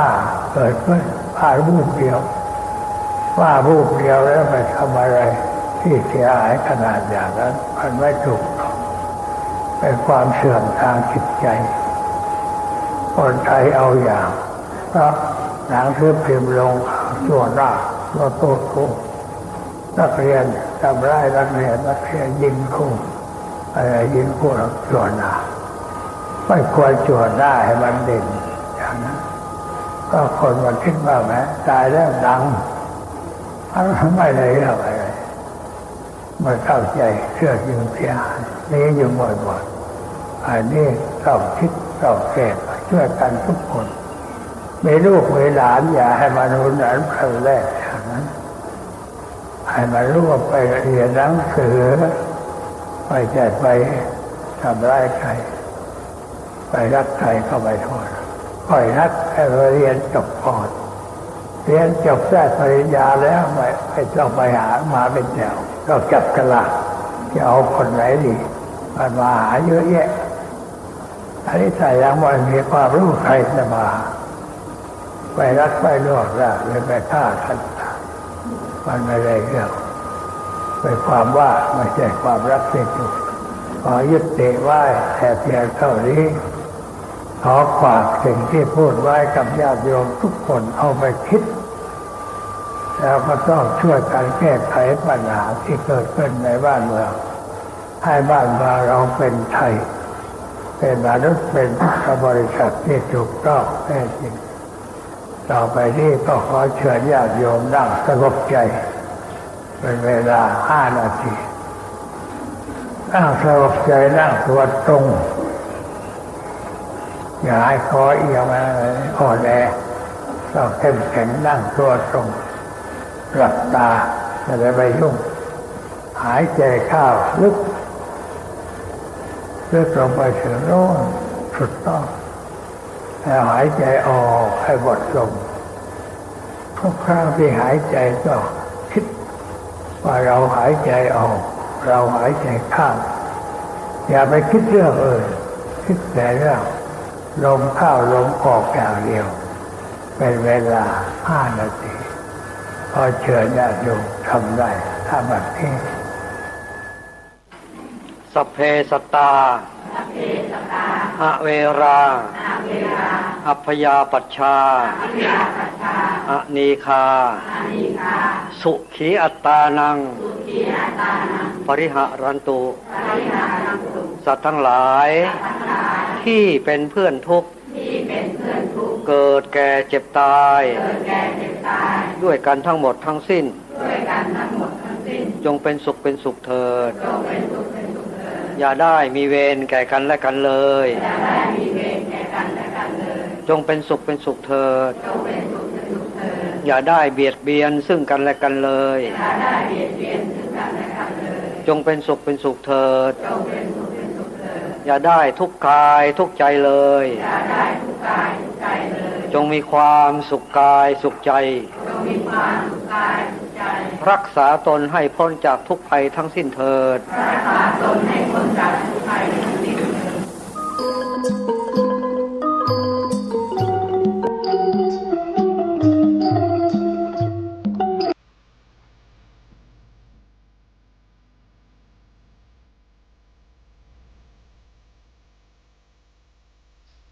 นักเผยแผ่จึงเปรียบเสมือนหมอที่วินิจฉัยโรค